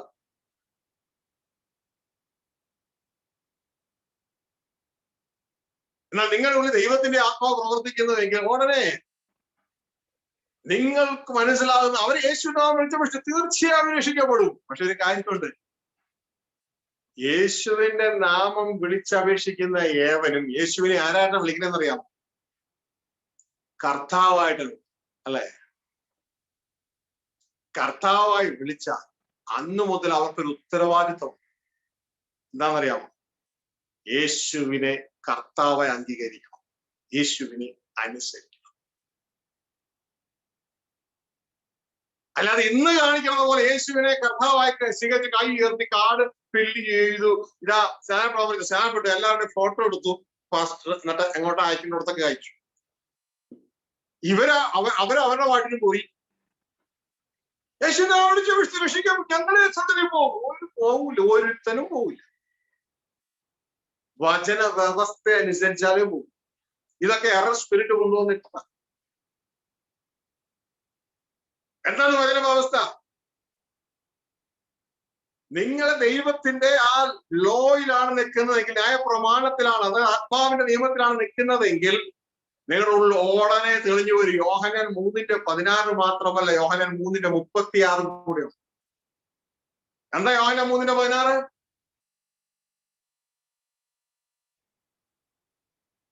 യോഹന്നാൻ 3:16 എന്താ? ദേവദാസനെ ഒന്ന് വായിച്ചേ, അറിയില്ലാത്ത എല്ലാവർക്കും അറിയാവുന്ന ഒരു കാര്യം ഞാൻ ചിന്തിക്കുന്നു. തന്റെ ഏകജാതനായ പുത്രനിൽ വിശ്വസിക്കുന്ന ഏവനും നശിച്ചു പോകാതെ നിത്യജീവൻ പ്രാപിക്കേണ്ടതിന് ദൈവം അവനെ നൽകുവാൻ തക്കവണ്ണം ലോകത്തെ സ്നേഹിച്ചു. ശ്രദ്ധിച്ചേ, തന്റെ ഏകജാതനായ പുത്രനിൽ വിശ്വസിക്കുന്ന ഒരുവൻ നശിച്ചു പോകരുത് ദൈവത്തിന്റെ ആഗ്രഹം. അവന്റെ നാം വിളിച്ചു വിളിക്കുക അവൻ രക്ഷിക്കപ്പെടും. സത്യമാണ്. പക്ഷെ അർദ്ധസത്യം പറഞ്ഞ് അവസാനിപ്പിക്കരുത്. അതാണ് പിശാചിന്റെ പണി. പകുതിയെ പറയുള്ളൂ. 3:16 പറയും, 3:36 മിണ്ടത്തില്ല. എന്താ 3:36? നീ യേശുവിനെ കർത്താവായി രക്ഷിതാവായി സ്വീകരിച്ച് വിശ്വസിച്ച് ഏറ്റെടുത്താൽ അന്ന് മുതൽ യേശുവിനെ അനുസരിച്ചോളം. അനുസരിച്ചില്ല എങ്കിൽ നിനക്ക് നിത്യജീവൻ നിന്നെ കാണത്തില്ല. മാത്രമല്ല ദൈവക്രോധം നിന്റെ മേലുണ്ട്. ഇത് കൂടി ചേർത്ത് പറയണം. പക്ഷെ മോളെ ഇത് പറയാൻ നിനക്ക് മൈൻഡ് വർക്ക് ചെയ്യത്തില്ല. നീ കെട്ടപ്പെട്ടു. കാരണം അവരുടെ ഉള്ളിൽ വ്യാപരിക്കുന്ന പിശാചിന്റെ സ്പിരിറ്റ് അത് വന്ന് നിന്റെ മൈൻഡിനെ അങ്ങ് പൊതിഞ്ഞാണ്. നിനക്ക് അറിയാൻ ഇത് സത്യമാണ്, ഇത് പൂർണ്ണ സത്യമല്ല എന്ന്. കാരണം യേശുവിനെ അനുസരിക്കണം അല്ലെങ്കിൽ ശിക്ഷിക്കപ്പെടും. പക്ഷെ ഇതൊക്കെ പറയാൻ പറ്റുന്നില്ല. കാരണം നീ അതൊക്കെ മറന്നുപോയി. കാരണം നിന്റെ മനസ്സ് മൈൻഡ് ചെയ്യപ്പെട്ടു. 3:36 വായിച്ച്. പുത്രനിൽ വിശ്വസിക്കുന്നവന് നിത്യജീവനുണ്ട്, പുത്രനെ അനുസരിക്കാത്തവനോ ജീവനെ കാണുകയില്ല. ഹല്ലേലൂയ. ശ്രദ്ധിച്ചേ, പുത്രനെ അനുസരിക്കാത്തവൻ ജീവനെ കാണത്തില്ലെന്ന്. അപ്പൊ ഈ അനുസരണത്തിന്റെ കാര്യം മിണ്ടത്തില്ല. അനുസരണത്തിന്റെ കാര്യം മിണ്ടത്തില്ല. ഈ ജനത്തെ എങ്ങനെയെങ്കിലും ചതിക്കാലോ, ചതിക്കാലോ. പുത്രനെ വിശ്വസിക്കുന്നു. എന്റെ മോളെ, എന്റെ മോനെ, എന്റെ ദേവദാസ, ഈ ബൈബിളിലെ ഓരോ വാക്യവും സത്യ. ചില ട്രാൻസ്ലേഷൻ മിസ്റ്റേക്കുകൾ ഉണ്ടെന്ന് മാത്രമേ ഉള്ളൂ. അത് കറക്റ്റ് ചെയ്ത് പഠിക്കണമെങ്കിൽ അകത്ത് ദൈവത്തിന്റെ ആത്മാവുണ്ടെങ്കിൽ സുഖമായിട്ട് കറക്ഷൻ നടക്കും. അപ്പൊ പുത്രനെ വിശ്വസിക്കുന്ന നിത്യജീവനുണ്ട്. നിന്റെ വിശ്വാസം കറക്റ്റ് ചെയ്തോ. പുത്രനെ അനുസരിക്കാത്തവൻ നിത്യജീവനെ കാണത്തില്ലെന്ന് പറഞ്ഞു. ഇനി അടുത്തത് താഴെ കൂടി വായിച്ചാൽ ഞെട്ടിപ്പോ. താഴേക്ക് വായിച്ചേ. ദൈവക്രോധം അവന്റെ മേൽ വസിക്കുന്നതേ ഉള്ളൂ. ദൈവക്രോധമാണ് അവന്റെ മേൽ വസിക്കുന്നത്. മനസ്സിലായോ? പുത്രനെ അനുസരിച്ചില്ല എങ്കിൽ ദൈവക്രോധം അവന്റെ മേൽ വസിക്കുന്നേ. ദൈവക്രോധം. അപ്പോ ഒരു വ്യക്തി നിങ്ങളോട് പറയുകയാണ്, കഴിഞ്ഞ ദിവസങ്ങളിൽ ചിലത് കേട്ടതിന്റെ അടിസ്ഥാനത്തിൽ ഒരു വ്യക്തി നിങ്ങളോടൊന്ന് പറയുകയാണ്, അതൊക്കെ നാം വിളിച്ചപേക്ഷിക്കുന്നത് അവൻ രക്ഷിക്കപ്പെടുമെന്നുണ്ടല്ലോ. അപ്പൊ ഇവിടെ ഈ കേട്ടവരൊക്കെ ഈ ഡോക്ടറൊന്നും പഠിച്ചിട്ടില്ലല്ലോ. അപ്പോ എങ്ങനെയാ അവരൊക്കെ രക്ഷിക്കപ്പെടില്ല? തീർച്ചയായും രക്ഷിക്കപ്പെടും. യേശുവിനെ അനുസരിക്കും. ചുമ്മാ ഇന്നത്തെ സുവിശേഷീകരണം കൊണ്ട് കാര്യം നടക്കണം. യേശുവിനെ തലയാക്കണം. ആ തലയെ അനുഗമിക്കുന്നവർ, അതായത് അനുസരിക്കുന്നവരായി. അല്ലെങ്കിൽ എന്തുണ്ടാവുന്ന കണ്ടില്ലേ? ദൈവക്രോധം അവന് മേൽ വസിക്കുന്നത്. ദൈവക്രോധം. ഇത് ബൈബിളാ, ഇത് മാറത്തില്ല. ആകാശം മാറും, ഭൂമി മാറും. ദൈവത്തിന്റെ വചനങ്ങൾ, എന്റെ കർത്താവിന്റെ വചനത്തിൽ ഒരു മാറ്റവും ഇല്ല. അപ്പോ ഇവിടെയൊക്കെ നിങ്ങൾ കുഞ്ഞുങ്ങളെ അവരാൽ തോൽപ്പിക്കപ്പെടരുത്. അവരാൽ തോൽപ്പിക്കപ്പെടരുത്. ഇവിടെയൊക്കെ നിങ്ങൾ തോൽക്കാൻ കാരണം എന്ന് പറയുന്നത് ജ്ഞാനത്തിന്റെ 3 നിലകളിൽ നിങ്ങൾ ഏറ്റവും താഴ്ത്ത തല ബുദ്ധി കൊണ്ട് വചനം പഠിക്കുന്നതുകൊണ്ടാണ്. കൊരിന്ത്യർ 2-7 വാക്യത്തിൽ നമ്മൾ വായിച്ചത് നേരത്തെ പഠിച്ചിട്ടുള്ള കാര്യമുണ്ടല്ലോ. ദൈവത്തിന്റെ ദാസനായ പൗലോസ് അപ്പോസ്തലൻ പറയുകയാണ്, ഞങ്ങൾ സംസാരിക്കുന്നത് ഈ ലോകത്തിന്റെ ജ്ഞാനം അല്ല, ഈ ലോകത്തിന്റെ പ്രഭുക്കന്മാരുടെ ജ്ഞാനം അല്ല. അതാണ് പിശാചുക്കളുടെ ജ്ഞാനം. അതാണ് ലോകമക്കളിലൂടെ പ്രവർത്തിക്കുന്നത്. പകരം ദൈവം നമ്മുടെ തേജസ്സിനായി മുൻനിയമിച്ചതും മറിഞ്ഞിരിക്കുന്നതുമായ ആ 3 നില ജ്ഞാനമാണ് ഞങ്ങൾ സംസാരിക്കുന്നത്. അത് ഈ ലോകത്തിന്റെ പ്രഭുക്കന്മാർ ഇവരാരും അറിഞ്ഞില്ല. ഏത്? ദൈവത്തിന്റെ ഈ ജ്ഞാനത്തെ. ഇന്ന് നമ്മൾ പ്രവർത്തിക്കേണ്ടത് ജ്ഞാനത്തിന്റെ 3-ാം നിലയിലാണ്. പകരം നമ്മൾ പോയി ബുദ്ധി കൊണ്ട് കാര്യങ്ങളൊക്കെ പഠിച്ച് ബൈബിളൊക്കെ പഠിച്ച് എല്ലാം വെക്കും. ഇവർ സംസാരിക്കാൻ തുടങ്ങിയ, ഈ കൂട്ടർ സംസാരിക്കാൻ തുടങ്ങിയ, കളകൾ സംസാരിക്കാൻ തുടങ്ങിയ, കളയുടെ ഇൻഫ്ലുവൻസിൽപ്പെട്ട ദൈവത്തിന്റെ പൈതലും സംസാരിക്കാൻ തുടങ്ങിയ ഉടനെ പിശാചിന്റെ സ്പിരിറ്റ് റിലീസ് ആകും. നമ്മുടെ മൈൻഡ് ബ്ലോക്ക് ആകും. എവിടെ നിന്നാൽ? താഴെ നിന്നാൽ, ബുദ്ധി കൊണ്ട് പഠിച്ചാൽ. പകരം ദൈവത്തിന്റെ ആത്മാവിനാൽ ആണ്. അതായത് പൗലോസ് അപ്പോസ്തലൻ പോലെയൊക്കെ നിൽക്കുന്ന ആ വ്യക്തികളാണെങ്കിൽ, ആത്മാവിന്റെ നിയമത്തിൽ നിൽക്കുന്ന വ്യക്തികളാണെങ്കിൽ, കുഞ്ഞെ നീ ഇവന്റെ തന്ത്രത്തെ പിച്ച് കയറി വലിച്ചത്.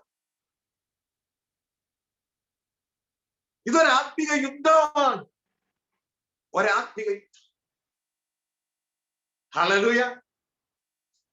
എന്റെ ജീവിതത്തിൽ ഞാൻ ഒരിക്കലും അനുഭവിച്ച, പലപ്പോഴും അനുഭവിച്ചിട്ടുണ്ടോ, ഒരിക്കലും അനുഭവിച്ചൊരു കാര്യം, ഈ ഒരിക്കലും ഒരു പ്രീ ട്രിപ്പുകാരൻ എന്റെ മുമ്പിൽ, പ്രീ ട്രിപ്പ് ഇന്ന് ഭയങ്കര തർക്കം നടക്കുന്ന കാര്യമല്ലേ. ആ പ്രീ ട്രിപ്പ്, അതായത് യേശു ക്രിസ്തുവിന്റെ യേശുക്രിസ്തു വന്ന് ആദ്യ സഭയും കൊണ്ട് ഇവിടുന്ന് പോകും. അതിനുശേഷമേ ആന്റി ക്രിസ്റ്റ് വെളിപ്പെടുകയുള്ളൂ എന്നൊക്കെ പറഞ്ഞുള്ളൊരു സംഭവം നിങ്ങൾക്ക് അറിയാമല്ലോ. അപ്പോ അങ്ങനെ ഒരു ടീമിന്റെ മുമ്പില് ഒരിക്കല് യാദൃശ്ചികമായിട്ട് ഇരിക്കപ്പെടുവാനായിട്ട്. അപ്പൊ എനിക്കിതൊക്കെ അറിയാം.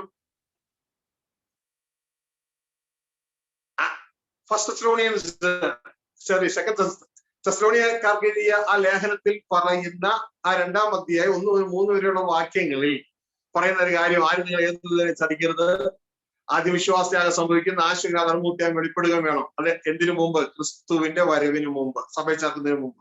അവർ എഴുതിയിരിക്കുന്നത് വളരെ വ്യക്തതയോടെ പറയുക. അപ്പോ ഇത് എനിക്കറിയാം, ബൈബിളിലെ പല ഭാഗങ്ങളും ഞാൻ പഠിച്ചിട്ടുള്ളതാണ്, ചില നാളുകൾക്ക് മുമ്പുള്ള കാര്യമാണ്. പക്ഷെ ഈ ടീം സംസാരിക്കാൻ തുടങ്ങിയപ്പോൾ എനിക്കിതൊന്നും ഓർമ്മ വരുന്നില്ല. എനിക്ക് മൊത്തം ബ്ലാങ്ക് ആയിപ്പോയി. എനിക്കൊന്നും പറയാൻ പറ്റും. ഞാന് പിന്നെ ചെയ്തൊരു കാര്യം, ദൈവസന്നിധിയിൽ പോയി പ്രാർത്ഥിച്ചു, മുട്ടുമടക്കി ദൈവത്തൊന്ന് പ്രാർത്ഥിച്ചു കഴിഞ്ഞപ്പോ, അതായത് ഞാൻ എന്ത് പറ്റിയെന്ന് അറിയാമോ? ഞാൻ നിന്ന് പോയത് ഒരു പ്രാർത്ഥന, ഒരു കാര്യമില്ല, ഞാൻ താഴത്തെ മണ്ഡലത്തിലാണ് നിന്ന്. ഇവരെ സംസാരിക്കുമ്പോൾ ഇവരുടെ റിലീസാകുന്നത് പിശാചിന്റെ സ്പിരിറ്റാണ് റിലീസാകുന്നത്. കാരണം വചനത്തിന്റെ ബൈബിളിന്റെ ലക്ഷ്യത്തിന് ഓപ്പോസിറ്റ് സംസാരിക്കുന്നതൊക്കെ പിശാചി കയറി. എന്നിട്ട് അവൻ അതിനെ സാധ്യമാക്കിയിട്ടു, അതിനെ സ്ഥാപിച്ചിട്ടു. കാരണം അവന്റെ നിലനിൽപ്പാണ്. അപ്പൊ ഇവരത് പറഞ്ഞുകൊണ്ടിരിക്കുമ്പോ എന്റെ മൈൻഡ് അങ്ങ് ബൈൻഡ് ചെയ്യപ്പെടും. ഞാൻ ദൈവസ്ഥയിൽ പോയി പ്രാർത്ഥിച്ചു. തുടർന്ന് ഈ ഒരു ലെവലിൽ നിന്ന് ദൈവത്തിന്റെ ജ്ഞാനത്തിന്റെ 3-ാമത്തെ ആ ലെവലിലേക്ക് ഉയർത്താൻ, അതായത് ആത്മാവിന്റെ നിയമത്തിലേക്ക് കൊണ്ടുവരാൻ. ആത്മാവിന്റെ നിയമം നിൽക്കുമ്പോൾ നമ്മൾ അവരുടെ ചിന്തകളെ വ്യക്തതയോടെ തിരിച്ചു. അല്ല എങ്കിൽ യേശുക്രിസ്തു നേരത്തെ പറഞ്ഞതുപോലെ അവരാ ബുദ്ധിയേറിയവർ, നിങ്ങളല്ല. അപ്പൊ നാം ലോകത്തിലേക്ക് ഇറങ്ങുമ്പോൾ ഇത് വ്യക്തതയോടെ മനസ്സിലാക്കി പ്രവർത്തിച്ചോണം. എന്നിട്ട് നമ്മൾ നിൽക്കേണ്ട ആ ലോർഡ് സ്പിരിറ്റിൽ, ജ്ഞാനത്തിന്റെ 3-ാം നിലയിൽ, ദൈവത്തിന്റെ ജ്ഞാനത്തിൽ നിന്നോണം. അപ്പോൾ ഇവരുടെ ദുഷ്ടന്റെ തന്ത്രങ്ങളെ നമുക്ക് തിരിച്ചറിയുവാൻ കഴിയും. അല്ലെങ്കിൽ തിരിച്ചറിയാൻ കഴിയില്ല, നാം അതിന് വീട് പോകാനായിട്ട്. നേരത്തെ കേട്ടില്ലേ അവന്റെ പുത്രനെ കുറിച്ചുള്ള സുവിശേഷം? സത്യമാണ്. പക്ഷേ പുത്രനെ കുറിച്ചും സുവിശേഷമുണ്ട്, പുത്രന്റെ സുവിശേഷമുണ്ട്. പുത്രനെ കുറിച്ചുള്ള സുവിശേഷമാണ് കാൽവരി ക്രൂശിലെ യാഗം. അതാണ് ഫിലിപ്പോസ് ഷണ്ടനോട് പറഞ്ഞത്, യേശുവിനെ കുറിച്ചുള്ള സുവിശേഷം. മനസ്സിലായോ? കാൽവരി ക്രൂശിൽ അറുക്കപ്പെട്ട ഏശയ്യാ 53 വായിച്ച് അറുക്കപ്പെട്ടതിനെ കുറിച്ചൊക്കെ പറഞ്ഞു. പുത്രനെ കുറിച്ചുള്ള, ഈ പുത്രനെ കുറിച്ചുള്ളതല്ല യേശു 3.5 വർഷക്കാലം പ്രസംഗിച്ചത്. പിതാവ് തന്നെ ഏൽപ്പിച്ച രാജത്വത്തിന്റെ സുവിശേഷമാണ്. പിതാവ് നമുക്ക് എന്ത് തരാൻ ആഗ്രഹിക്കും, അത് കഴിഞ്ഞിട്ട് കാൽവരി ക്രൂശിൽ പോയി യാഗമായി. അതാണ് പുത്രനെ കുറിച്ചുള്ള സുവിശേഷം. ഇത് രണ്ടും നമുക്ക് സുവിശേഷം. ഇത് നിങ്ങൾ കേൾക്കുമ്പോൾ ഇതിന് യാതൊരു മൈൻഡ് നിങ്ങൾ ചെയ്യുന്നില്ലെങ്കിൽ നിങ്ങൾ വീഴാൻ റെഡിയാ. കാരണം വഴിയരികിലെ വീഴുന്ന വിത്ത്. അപ്പോ ഒരു ഭാഗം മാത്രമല്ല പറഞ്ഞ, 2 ഭാഗവും പറയണം. അപ്പൊ ഈ പൗലോസ് അപ്പോസ്തലൻ ഇത് പറഞ്ഞ പൗലോസ് അപ്പോസ്തലൻ ഇതാ താന് മറ്റൊരു ഭാഗത്ത് തന്റെ സുവിശേഷീകരണം എങ്ങനെയായിരുന്നു എന്ന് അദ്ദേഹം പറയുക. ദൈവരാജ്യത്തെയും യേശു ക്രിസ്തുവിനെയും കുറിച്ചുള്ള സുവിശേഷം. 2 ഉണ്ടായി, 1 മാത്രമല്ല. ആരംഭം യേശുവിനാണ്, യേശുവിനാണ് അടിസ്ഥാനം ഇടുന്നതെങ്കിൽ അവസാനം ചെന്നെത്തുന്ന ദൈവരാജ്യം. ഒരു കാര്യത്തിന്റെ ആരംഭം നല്ലതാ, പക്ഷെ ആരംഭത്തേക്ക് നല്ലതാണ് അവസാനം. കാരണം യേശുവിനെ കർത്താവായി വിളിക്കുന്നത് നല്ലതാ, പക്ഷേ സ്വർഗരാജ്യത്തിൽ കയറി അവകാശമാക്കി അവസാനിച്ചില്ലെങ്കിൽ എന്താ കാര്യം? 21, 22, 23 അവർ യേശുവിനെ കർത്താവായി സ്വീകരിച്ചതാ, ആരംഭിച്ചതാ, പക്ഷെ അവസാനിച്ചില്ല. കർത്താവ് പറഞ്ഞ് കേറ്റാവോ? എന്നെ കർത്താവ് എന്ന് പറയുന്നതല്ല, എന്റെ പിതാവിന് ഇഷ്ടം ചെയ്യുന്നതിനാ സ്വർഗരാജ്യത്തിൽ കയറുന്നു. അപ്പോ ഒരു കാര്യം കൊണ്ട് മാത്രം ഒന്നിനെ അവസാനിപ്പിക്കുക, അതിന് മറക്കരുത്. ഇതുമാണ് കഴിഞ്ഞ നാളിൽ വിളിച്ചു പറയുന്നത്, യേശുവിനെ കൊണ്ട് യേശു പ്രസംഗിച്ച ദൈവരാജ്യം എന്ന സുവിശേഷം സ്വർഗീയ പിതാവിനെ മറക്കരുത്. ബൈബിൾ എന്ത് പ്രാധാന്യം അതിനെ കൊടുത്തിരിക്കുന്നു അതേ രീതിയിൽ തന്നെ നമ്മൾ ഏറ്റെടുക്കണം. ഒന്നുകൊണ്ട് ഒന്നും മറയപ്പെടരുത്. അങ്ങനെ മറയപ്പെട്ടതുകൊണ്ടാണ് ബൈബിൾ കോളേജിലെ സിലബസിൽ പോലും ദൈവരാജ്യ സുവിശേഷം എന്ന ആ സബ്ജക്ട് സിലബസിൽ ഇല്ലാത്തത്. പിശാചും അവന്റെ ആളുകളും അതിനുവേണ്ടി ട്രൈ ചെയ്തുകൊണ്ടേയിരിക്കും. എന്നാൽ ദൈവത്തിന്റെ മക്കൾ ഇന്ന് ദൈവത്തോട് കൂടെ നിൽക്കണം, ക്രിസ്തുവിനോട് കൂടെ നിൽക്കണം. ദൈവത്തിന്റെ സകല ആഗ്രഹങ്ങളും നമ്മുടെ ഉൾത്തളങ്ങളിലും ഈ ലോകത്തിൽ നടപ്പിലാക്കും. അതിന് തക്കവണ്ണം നിലകൊള്ളണം. ഈ ലോകത്തുള്ളവരോട് ചേരരുത്, ക്രിസ്തുവോട് ചേരുക. ഏത് ക്രിസ്തു? ബൈബിളിലെ ക്രിസ്തു. ലോകത്ത് പ്രസംഗിച്ചിരിക്കുന്ന ക്രിസ്തു അല്ല, ബൈബിളിലെ ക്രിസ്തു. ലോകത്ത് പ്രസംഗിച്ചിരിക്കുന്ന ക്രിസ്തുവിന് വലിയ ഡിമാൻഡ് ഒന്നുമില്ല, ബൈബിളിലെ ക്രിസ്തുവിന് നല്ല പല ഡിമാൻഡ്.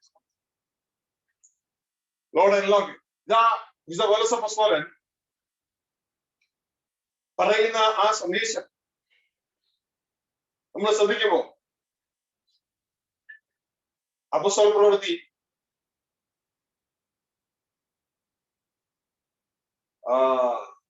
അതിനു മുമ്പ് ഗലാത്യ ലേഖനം 1:16 വായിച്ചു.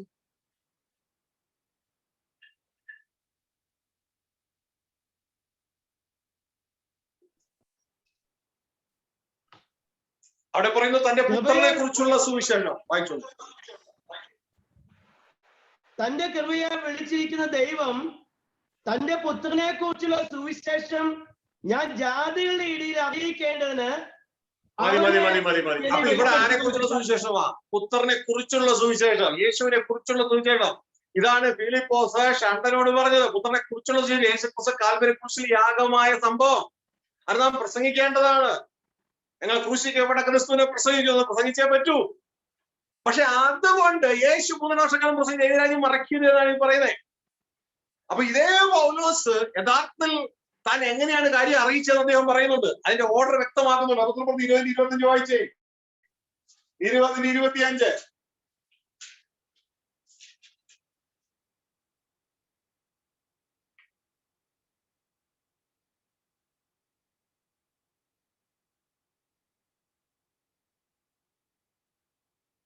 എന്നാൽ നിങ്ങളുടെ ഇടയിൽ ദൈവരാജ്യം പ്രസംഗിച്ചുകൊണ്ട് നടന്നവനായി എന്റെ മുഖം നിങ്ങൾ ആരും ഇനി കാണിക്കയില്ല.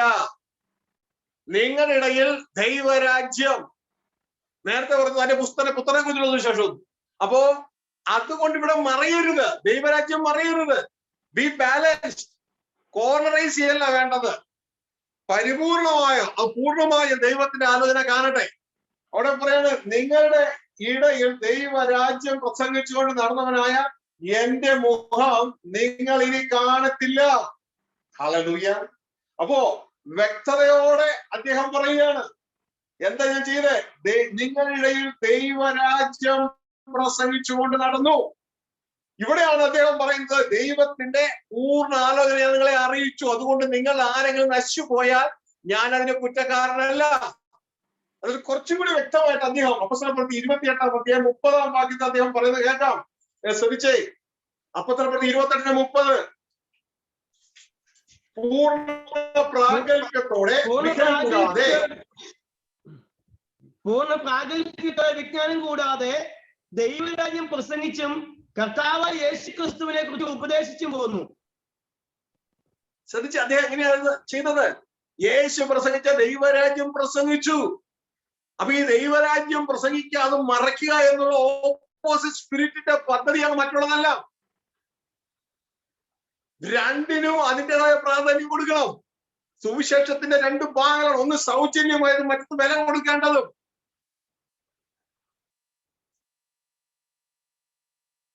ദൈവരാജ്യം പ്രസംഗിച്ചു. ഇതാണ് യേശുക്രിസ്തു 3 വർഷക്കാലം ചെയ്തത്. അത് യേശു ശിഷ്യന്മാര് ചെയ്തു. നമ്മൾ അത് തന്നെ ചെയ്യണം. എന്നിട്ട് എന്ത് ചെയ്യണം? അതിലേക്കുള്ള ഏക വഴിയായ കർത്താവ് യേശുക്രിസ്തുവിനെയും പ്രസംഗിച്ചു, കാൽവരി യാഗത്തെ അറിയിച്ചു. അപ്പൊ ഇത് രണ്ടും അതിന്റെ ബാലൻസ് നാം ചെയ്യണം. അല്ലെങ്കിൽ യേശുവിനെ ജനം കർത്താവായി സ്വീകരിക്കും, അവസാനം അത് സ്വർഗ്ഗരാജ്യം അവകാശമാക്കാൻ പറ്റത്തില്ല. കാരണം അവർ യേശുവിനെ അനുസരിക്കണമെന്നോ യേശുവിനെ അനുഗമിച്ച് ഇതാ ആ പിതാവിന്റെ അടുക്കൽ എത്തിച്ചേരണമെന്നോ ഒന്നും അവർ കേൾക്കുന്നില്ല, അവരറിയുന്നില്ല. ഇതൊക്കെ നമ്മൾ അവരെ അറിയിക്കണം. നമ്മൾ ആദ്യം നടക്കണം, മറ്റുള്ളവരെ അറിയിക്കണം. അപ്പോ പ്രിയ കുഞ്ഞുങ്ങളെ, ഇവിടെ ദൈവദാസന്മാര് പറയുന്നതിന്റെ കാരണം എന്ന് പറയുന്നത്, കോർണറൈസ് ചെയ്യുക, യേശുവിനെ മാത്രം പറഞ്ഞ കോർണറൈസ് ചെയ്ത് യേശുവിനെ കർത്താവായി സ്കച്ചു. അവരാകപ്പാടെ ഒരു ചിന്ത, രക്ഷിക്കപ്പെട്ടു അത്രമാത്രമുള്ളൂ. അതിന്റെ അപ്പുറത്തേക്ക് അവിടുന്ന് പോകുന്ന വിഷയമേ ഇല്ല. ദൈവരാജ്യം അവകാശമാക്കുന്നതിനെ കുറിച്ച് അവർ പറയില്ല. ജയം പ്രാപിക്കുന്നതിനെ കുറിച്ച് അവർ പറയത്തില്ല. ബൈബിളിൽ പറയുന്നത് ജയിക്കുന്നത് അവകാശമാക്കി. ഇന്ന് ഏതെങ്കിലും ഒരു പാസ്റ്ററോ ഏതെങ്കിലും ഒരു അച്ഛനോ എത്രാനോ ജയിക്കണമെന്ന് പറയാറുണ്ട്. ആരെങ്കിലും പറയുന്നുണ്ടെങ്കിൽ സ്തോത്രം, അവരെ ദൈവം മാനിക്കട്ടെ. അവര് പറയില്ല. കാരണം എല്ലാ സ്പിരിറ്റ് എററിന്റെ കീഴിലേക്ക് പോയി. പിശാച് എല്ലാത്തിനെയും കോർണറൈസ് ചെയ്തിരിക്കുക. യേശുവിന്റെ അടുക്കൽ വന്നപ്പോഴിങ്ങനെയല്ല. പിശാചിന്റെ പ്രത്യേകത അതാണ്, അവൻ വചനമേ പറയൂ. യേശുവിന്റെ അടുക്കൽ വന്നപ്പോ മത്തായിയുടെ സുവിശേഷം 4-ാം അധ്യായത്തിൽ നമുക്ക് കാണാൻ കഴിയും, നീ ദൈവത്തിന്റെ പുത്രനാണെങ്കിൽ. അതിന്റെ അർത്ഥം, തൊട്ടു മുമ്പ് പിതാവായ ദൈവം യേശു ആരാണെന്ന് ജനത്തിൽ നിന്ന് വലിയ കൺഫ്യൂഷൻ. യേശു ആരാണ്? ഈ ഒരിക്കൽ ആരോ ഒരാളിങ്ങനെ പറഞ്ഞു കേട്ടു, ഈ അപ്പൻ ആരാന്ന് മോന് സംശയം.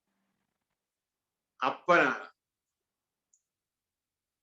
അവസാനം വന്നിട്ട് പറഞ്ഞ ഒരു കാര്യം ചെയ്യും, നീ പോയി നിന്റെ അമ്മയോട് ചോദിക്കാം പറഞ്ഞു.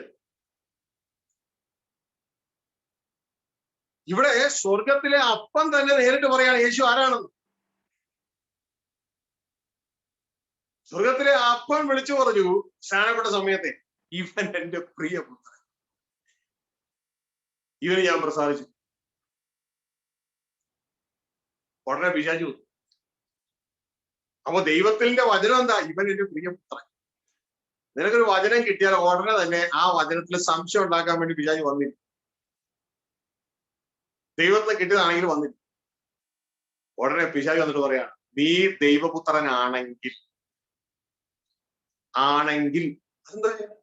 ദൈവപുത്രനാണെന്നല്ലേ ഇപ്പോഴല്ലേ പിതാവ് വിളിച്ചു പറഞ്ഞേ. ആണെങ്കിൽ അപ്പൊ സംശയമായില്ലേ? നിങ്ങൾ നന്മയെ കുറിച്ചുള്ള അറിവിന്റെ ഫലം തിന്നരുത്, വാസ്തവമായി ഇത് കഴിക്കരുത് ദൈവം പറഞ്ഞിട്ടുണ്ട്. സംശയം ഉണ്ടാകാനാണ്. സംശയിക്കുന്നത് എഴുതുന്നൊന്നും കിട്ടും. സംശയം ഉണ്ടാക്കുക. പിശാചോടെ പറഞ്ഞത് വചനമാണ്. എന്നിട്ട് പറയുന്നൊരു കാര്യം, കോർണറൈസ് ചെയ്യുക. യേശുവിനെ കോർണറൈസ് ചെയ്യാൻ പോവാ. യേശുവിന്റെ അടുക്കൽ വന്നേക്കണേ എന്ന് ഓർക്കണം. ആണെങ്കിൽ ഈ കല്ലുകളോട് അപ്പമായി തീരാൻ കൽപ്പിക്കുക. നിനക്ക് ഭക്ഷിക്കാൻ വിശക്കുമാറുമല്ലോ, വിശക്കുന്നുണ്ടല്ലോ.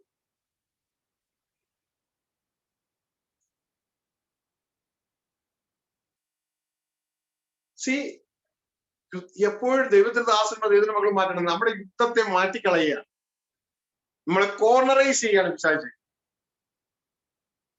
ഒന്ന്, ദൈവം തന്ന വചനത്തെ ഡൗട്ട് ഉണ്ടാക്കും. 2, നിനക്ക് ദൈവം തന്ന കൃപ കൊണ്ട് അത് വിറ്റ് ശാപ്പാറടിച്ചു. ദൈവം തന്ന കൃപ വിറ്റ് ശാപ്പാറടിച്ചു. അപ്പൊ ഈ ആലോചനയൊക്കെ കേട്ടിട്ട് യേശു തെളിയിക്കാൻ പോയില്ല.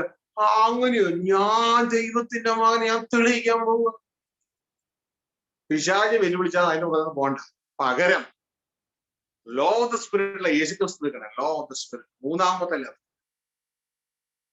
യേശുക്രിസ്തു അവിടെ മറ്റൊരു മർമ്മം മാനവകുലത്തിന് വീണ്ടും വെളിപ്പെടുത്തി കൊടുക്കുക. ഈ മനുഷ്യർ എന്ന് പറയുന്ന ഈ യൂണിറ്റ് ഉണ്ട്. പിശാചേ, ഞാൻ പാരഫ്രൈസ് ചെയ്യാണ്, വിശദമാക്കി പറയുക.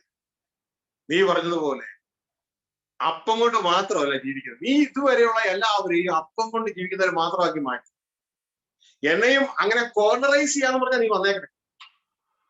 ഞാൻ പറഞ്ഞാൽ ഇത് ബൈബിളിലില്ല, ഞാൻ പാരഫ്രൈസ് ചെയ്യാം. എന്നെയും നീ അതുപോലെ കോർണറൈസ് ചെയ്യണം. ഒരു മൂലയ്ക്ക് കൊണ്ട് തള്ളതേച്ച് നീ വന്നത്, മറ്റു മനുഷ്യരെ തള്ളിയതുപോലെ. പക്ഷെ ഞാൻ പറയട്ടെ, മനുഷ്യൻ അപ്പം കൊണ്ട് മാത്രമല്ല ജീവിക്കുന്നത്, ദൈവത്തിന്റെ വായിൽ ഓരോ വചനം കൊണ്ട് ജീവിക്കുന്നത്.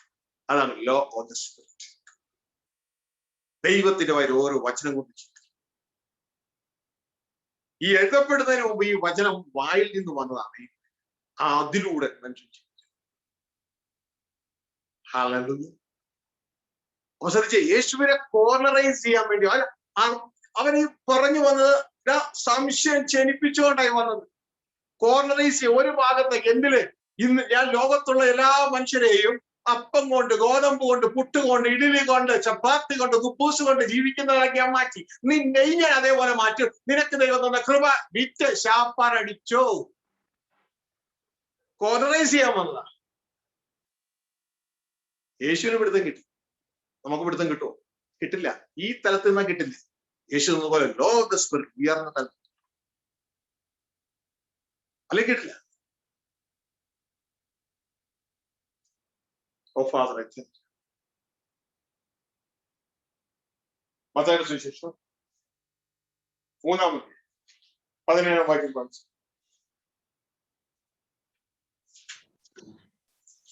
ഇവൻ എന്റെ പ്രിയപുത്രൻ, ഇവന് ഞാൻ പ്രസാദിച്ചിരിക്കുന്നു എന്ന് സ്വർഗത്തിൽ നിന്ന് ഒരു ശബ്ദം ഉണ്ടായി. അപ്പൊ 3-ാം അധ്യായം 17-ാം വാക്യത്തിൽ പറയണം, അവസാന വാക്യം. പിന്നെ ഒരു 4 വാക്യം കഴിയുമ്പോൾ, അത് അടുത്ത 4-ാം അധ്യായത്തിലേക്ക് തുടങ്ങുമ്പോൾ, ബൈബിൾ കണ്ടിന്യൂഷൻ ആണ്. ഇങ്ങനെ ചാപ്റ്റർ ആയിട്ടൊന്നും അല്ല എഴുതിയത് കേട്ടോ, നമുക്ക് പഠിക്കാൻ വേണ്ടി എളുപ്പത്തിനാക്കിയത്. അവിടെ എഴുതിയിരിക്കുകയാണ്. അതിന്റെ ഒരു 2 വാക്യം കഴിയുമ്പോൾ അടുത്ത വാക്യത്തില് പിശാച് ചോദിക്കുകയാണ്, ഇപ്പൊ ദൈവം പിതാവായ ദൈവം പറഞ്ഞോളൂ ഇവരുടെ പ്രിയപുത്രൻ. ഉടനെ 4-3 വായിച്ചു നോക്കിയേ. പരീക്ഷ അടുത്ത് വന്നിട്ട് എന്താ ചോദിക്കണേ? അപ്പോൾ പരീക്ഷകൻ അടുത്തു വന്ന്, നീ ദൈവപുത്രനെങ്കിൽ ഈ കല്ല് അപ്പമായി തീരുവാൻ കൽപ്പിക്ക എന്ന് പറഞ്ഞു. അപ്പൊ നീ ദൈവപുത്രനെങ്കിൽ എന്ത് ചെയ്യണം? ഈ കല്ലിനെ അപ്പമായി തീരാൻ കൽപ്പിക്കുക. അപ്പൊ നീ ദൈവപുത്രനെങ്കിൽ, ഇപ്പൊ പിതാവ് പറഞ്ഞോളൂ ഇവരുടെ പ്രിയപുത്രനാണ്. ദൈവം പറഞ്ഞതിന് നമ്മുടെ യുദ്ധ സംശയം ഉണ്ടാക്കിക്കുക. അതാണ് ഒരു സ്റ്റെപ്പ്. മറ്റത് കോർണറൈസ് ചെയ്യുക. ദൈവം തന്ന എല്ലാ കൃപയും അപ്പം ഉണ്ടാക്കാൻ വേണ്ടി ഉപയോഗിച്ചു. അവിടെയാണ് യേശുക്രിസ്തു പറഞ്ഞു തരുന്നത്, മനുഷ്യൻ അപ്പം. ഇത് എന്തുകൊണ്ടാണ് വന്നത്? ഭൂമിയിൽ ഒരു വിഷയം വന്നപ്പോൾ സ്വർഗത്തിൽ നിന്ന് ലോ ഓഫ് ദ സ്പിരിറ്റ് അതിന്റെ മറുപടി പുറത്തേക്ക് വരിക. അവിടെയാണ് നമ്മുടെ ജയം. അങ്ങനെ നിന്നാൽ നമ്മൾ ജയിക്കൂ, അല്ലെങ്കിൽ തോറ്റുപോകും.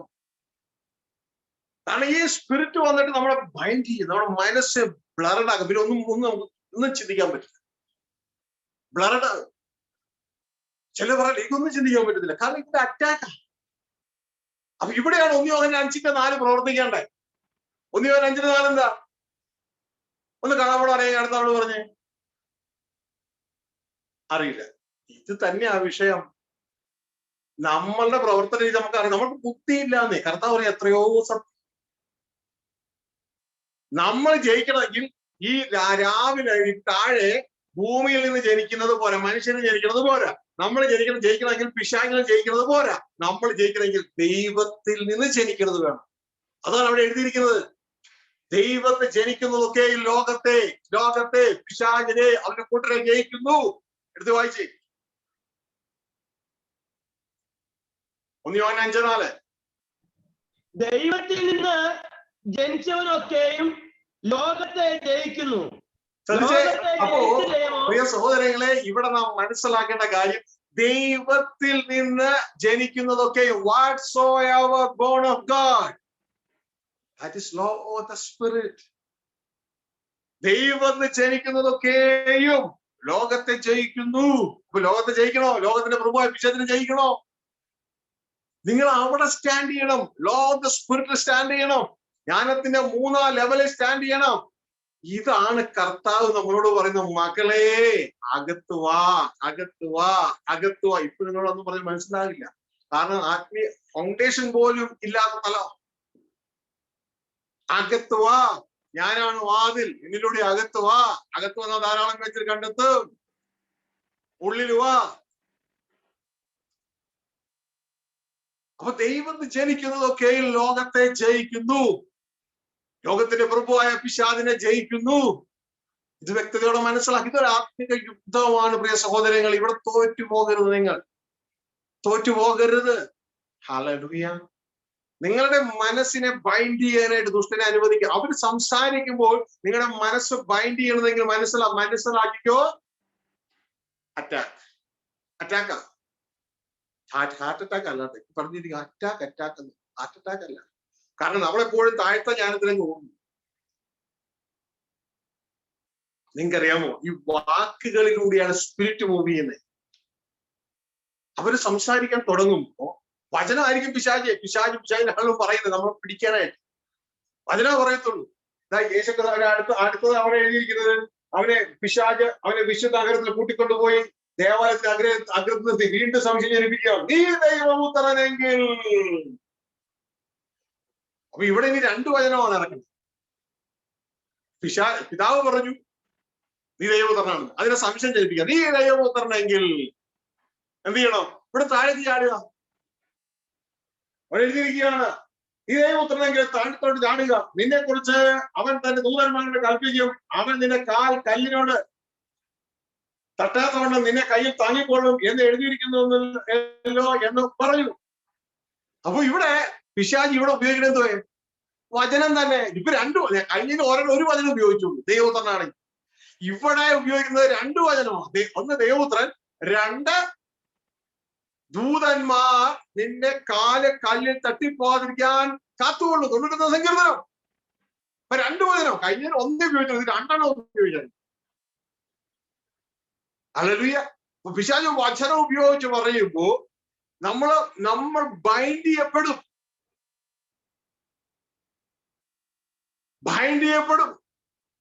അപ്പൊ ഈ ബൈൻഡ് ചെയ്യപ്പെടാനുള്ള കാരണം എന്താണെന്നറിയോ നിങ്ങൾ? വാക്കുകളിലൂടെയാണ് സ്പിരിറ്റ് റിലീസ് ചെയ്യുന്നത്.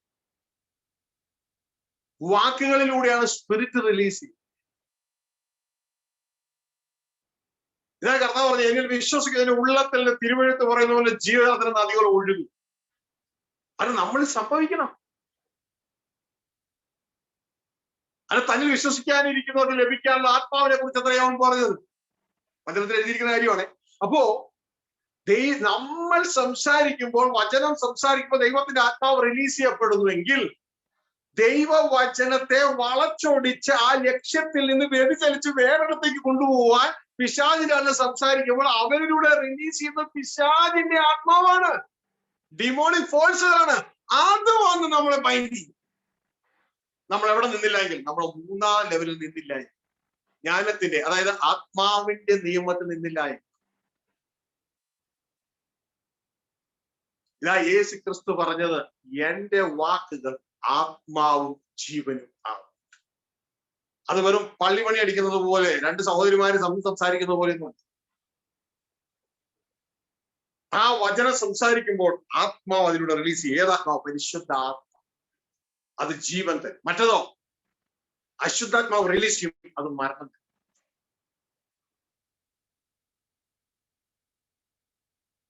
ശ്രദ്ധിച്ചോളണം, നമ്മൾ സംസാരിക്കുമ്പോൾ നമ്മൾ ബൈൻഡ് ചെയ്യപ്പെടുന്നുവെങ്കിൽ, ദൈവത്തിന്റെ ആത്മാവ് സംസാരിക്കുമ്പോൾ നിങ്ങൾ ലിബറേറ്റ് ചെയ്യപ്പെടും.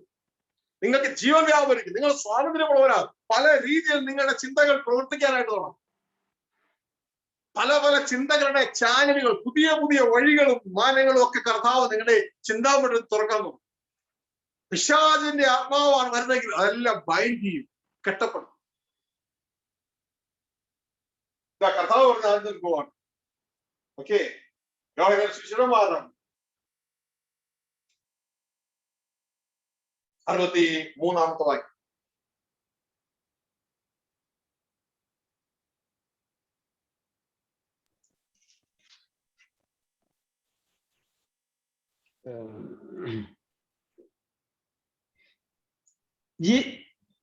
ജീവിക്കുന്നത് ആത്മാവാവുന്നു, മാംസം ഒന്നും ഉപകരിക്കുന്നില്ല.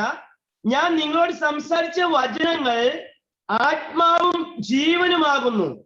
ഞാൻ നിങ്ങളോട് സംസാരിച്ച ഈ വാക്കുകളുണ്ടല്ലോ, വചനങ്ങളുണ്ടല്ലോ, അത് ആത്മാവും ജീവനുമാണ്. അതിലൂടെ ആത്മാവ് റിലീസ് ചെയ്യുന്നു. ആത്മാവ് നിങ്ങൾക്ക് ജീവനെ തരും. മനസ്സിലായോ? അതുകൊണ്ടാ ഈ വാക്കുകൾ നിങ്ങൾ കേൾക്കുമ്പോൾ ദൈവത്തിന്റെ ആത്മാവ് നിങ്ങളുടെ അടുക്കിലേക്ക് വരികയും നിങ്ങൾക്ക് ആ മനസ്സിൽ കൂടുതൽ ഒരു ഫ്രീഡം കടന്നു വരികയും പല വചനത്തിന്റെ ചിന്തകൾ നിങ്ങളെ ലിങ്ക് ചെയ്യുകയൊക്കെ ചെയ്യും.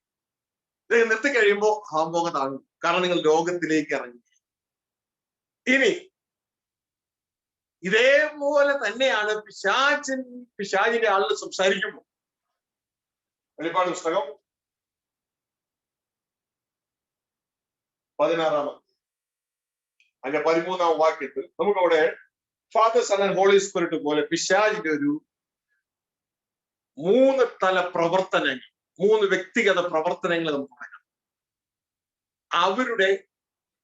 അവരുടെ വായിൽ നിന്ന് അശുദ്ധാത്മാക്കൾ പുറപ്പെടുകയും അത് ലോകത്തെ തിന്മകൾ വിതയ്ക്കുകയും ചെയ്തു നമുക്കിവിടെ കാണാം. വായിച്ചേ 16-13. മഹാസർപ്പത്തിന്റെ വായിൽ നിന്നും മൃഗത്തിന്റെ വായിൽ നിന്നും പ്രവാചകന്റെ വായിൽ നിന്നും തവളയെ പോലെ 3 അശുദ്ധാത്മാക്കൾ പുറപ്പെടുന്നത് ഞാൻ കണ്ടു. ഇവ സർവഭൂതലത്തിലുമുള്ള രാജാക്കന്മാരെ സർവശക്തനായ ദൈവത്തിനെ മഹാദിവസത്തിലെ യുദ്ധത്തിന് കൂട്ടിച്ചേർപ്പാൻ അത്ഭുതങ്ങൾ ചെയ്തുകൊണ്ട് അവരെ അടുക്കലേക്ക് പുറപ്പെടുന്ന ഭൂതാത്മാക്കൾ തന്നെ. ശ്രദ്ധിച്ചാണ്. ഇവ എന്താ ചെയ്യണേ? മഹാസർപ്പത്തിന്റെ വായിൽ നിന്ന്, മൃഗത്തിന്റെ, അതാണ് ആന്റിക്രൈസ്റ്റ്, മൃഗത്തിന്റെ വായിൽ നിന്ന്, കള്ളപ്രവാചകൻ അവന് സപ്പോർട്ട് ചെയ്യുന്ന ആളാണ്, വായിൽ നിന്ന് തവളയെ പോലെ 3 അശുദ്ധാത്മാക്കൾ പുറപ്പെടുന്നത്. അശുദ്ധാത്മാക്കൾ വായിൽ നിന്ന് പുറപ്പെടും, വാക്കുകളിലൂടെ പുറപ്പെടും. മനസ്സിലാവുന്നുണ്ടോ? അപ്പൊ ക്രിസ്തു സംസാരിക്കുമ്പോ ദൈവത്തിന്റെ ആത്മാവ് ഇതാ പുറപ്പെടും, തന്റെ വചനത്തിലൂടെ വാക്കുകൾ. പിശാചിന്റെ ആളുകൾ സംസാരിക്കുമ്പോൾ അശുദ്ധാത്മാക്കൾ പുറപ്പെടുന്നു വാക്കുകളിൽ. മനസ്സിലായോ? നാം ബൈൻഡ് ചെയ്യപ്പെടുന്നതിന്റെ കാരണം എന്താണ്? അപ്പൊ അശുദ്ധാത്മാക്കൾ പുറപ്പെടും. പക്ഷെ നമ്മൾ അവിടെ നിൽക്കേണ്ട ആത്മാവിന്റെ തലത്തിൽ നിന്ന് നമ്മളവിടെ ജയിക്കും. കാരണം അവിടെ ദൈവത്തെ ജനിക്കുന്നതൊക്കെയും ലോകത്തെ ജയിക്കും. പക്ഷെ നമ്മൾ താഴെയാണ് നിൽക്കുന്നതെങ്കിൽ നമ്മൾ അവിടെ ബൈൻഡ് ചെയ്യപ്പെടും. നമുക്കൊന്നും പറയുവാനായിട്ട് കഴിയില്ല, ഒന്നും തിരിച്ചു പറയാൻ കഴിയത്തില്ല. നമ്മൾ ബ്ലൈൻഡായി. നമ്മൾ വചനം അറിയാതെ നിൽക്കുന്ന ഒരു വ്യക്തിയാണെങ്കിൽ നമ്മുടെ വീണും, ആ പറഞ്ഞ വാക്കിൽ നമ്മൾ വീഴും. കാരണം നമുക്ക് വചനം അറിയത്തില്ല.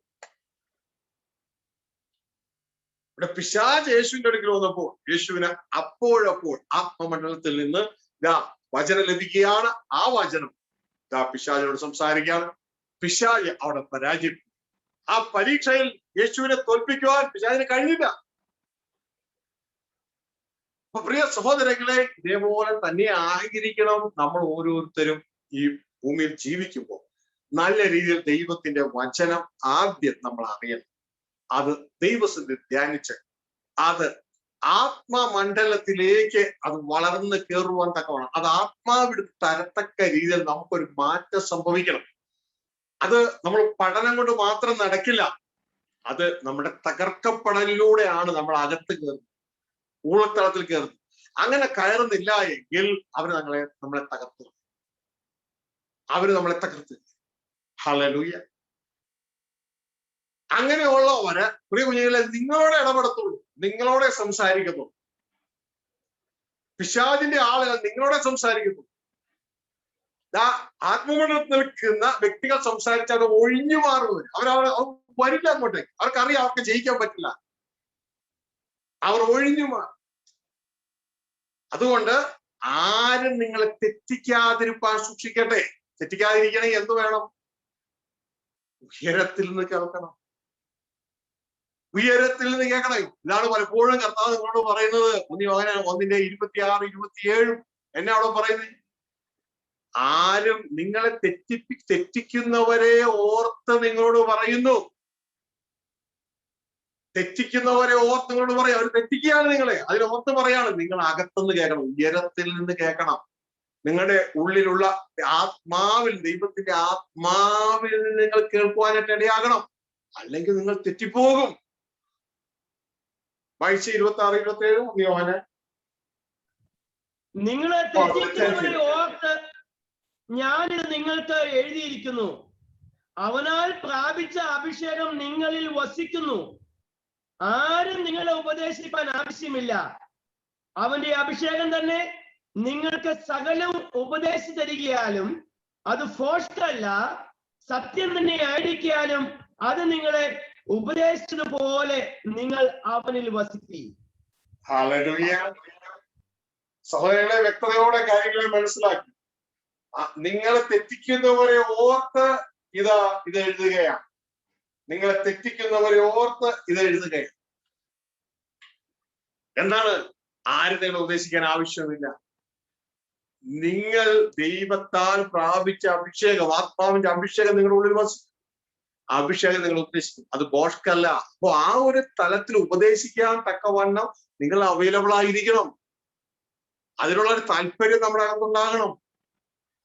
ആ അകത്തേക്ക് കയറാൻ തക്കവണ്ണം ഒരു തകർക്കപ്പെടലിലൂടെ അകത്തേക്ക് കയറണം.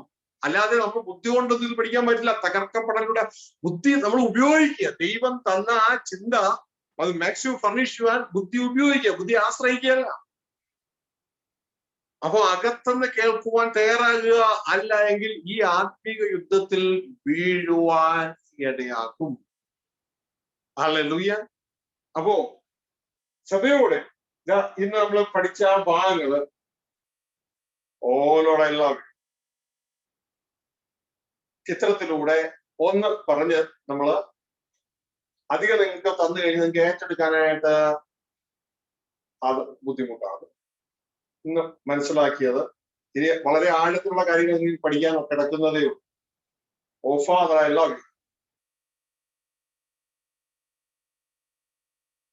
ഇവിടെ എന്താണ് പിശാച് ചെയ്യുന്നത്? പിശാച് ചെയ്യുന്നത് അവന്റെ ആളുകളും വിശ്വാസികളായ നമ്മുടെ ഇടയിൽ ചെന്ന് അർദ്ധസത്യങ്ങൾ അറിയിച്ച് ലക്ഷ്യത്തിൽ നിന്ന് തെറ്റി. അതാണ് അതിന്റെ ഒരു എക്സാമ്പിളാണ് കർത്താവ് മത്തായി 24:4-5 ഭാഗങ്ങൾ പറഞ്ഞത്. അവരും എന്റെ നാമത്തിൽ വന്നിട്ട് നിങ്ങളോട് പറയും ഞാനാണ് ക്രിസ്തു എന്ന് പറയും, എന്നിട്ട് നിങ്ങളെ തെറ്റി. അപ്പോ ഇതാണ് യേശു ക്രിസ്തുവിന്റെ ജീവിതത്തിൽ വന്നിട്ട് പറയുന്നൊരു കാര്യം. നീ ചാടിക്കോ, നീ ചാടിക്കോ, നിന്നെ കരുതുമെന്ന് അല്ലേ പറഞ്ഞിരിക്കണേ. അപ്പോ സത്യമാണ്, ദൈവത്തിന്റെ വചനമാണ് പിശാച് പറയുന്നത്.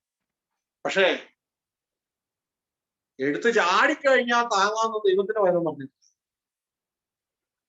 അപ്പോ ഒരു ഭാഗം മാത്രം പറഞ്ഞ് തെറ്റിക്കാനായിട്ട് ശ്രമിക്കുന്ന ആ ഒരു തലം ശ്രദ്ധിച്ചോണം. അവിടെ വീഴാനായിട്ട് ഇടയാകുന്നത്. ഇനി നിങ്ങൾക്ക് പൂർണ്ണമായിട്ട് അറിയാമെങ്കിൽ നിങ്ങൾക്ക് ഉത്തരം പറയാൻ പറ്റത്തില്ല. കാരണം ആ സ്പിരിച്വൽ സ്ട്രക്ചർ അങ്ങനെയാണ്. നമ്മൾ ദൈവം അനുവദിക്കാൻ വരുന്ന ക്ലാസ്സുകളിൽ സ്പിരിച്വൽ സ്ട്രക്ചർ കൂടെ നമ്മൾ മനസ്സിലാക്കുവാനായിട്ട് എവിടെയാണ്. അപ്പൊ ഇവിടെയൊക്കെ നാം പരിപൂർണമായിട്ട് ദൈവത്തിന്റെ ഇഷ്ടം എന്തെന്ന് നമ്മൾ അറിഞ്ഞിരിക്കണം. അതായത് J717 എന്ന് പറഞ്ഞിട്ടുള്ള ഒരു സന്ദേശങ്ങൾ കേട്ടിട്ടുണ്ട്. എന്താണ് J717? ഓർമ്മയുണ്ടോ?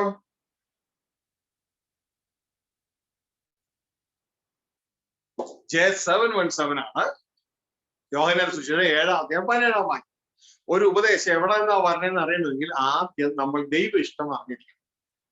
ദൈവ ഇഷ്ടം നമ്മൾ അറിയാമെങ്കിൽ ആ ദൈവ ഇഷ്ടമായിട്ട് ഈ വരുന്നതിനെ കമ്പയർ ചെയ്താൽ പെട്ടെന്ന് മനസ്സിലാകും. ദൈവ ഇഷ്ടമായിട്ട് കമ്പയർ ചെയ്യുന്നു. അപ്പൊ അത് പെട്ടെന്ന് മനസ്സിലാകും ഇത് എവിടെ നിന്നാ വരുന്നത്.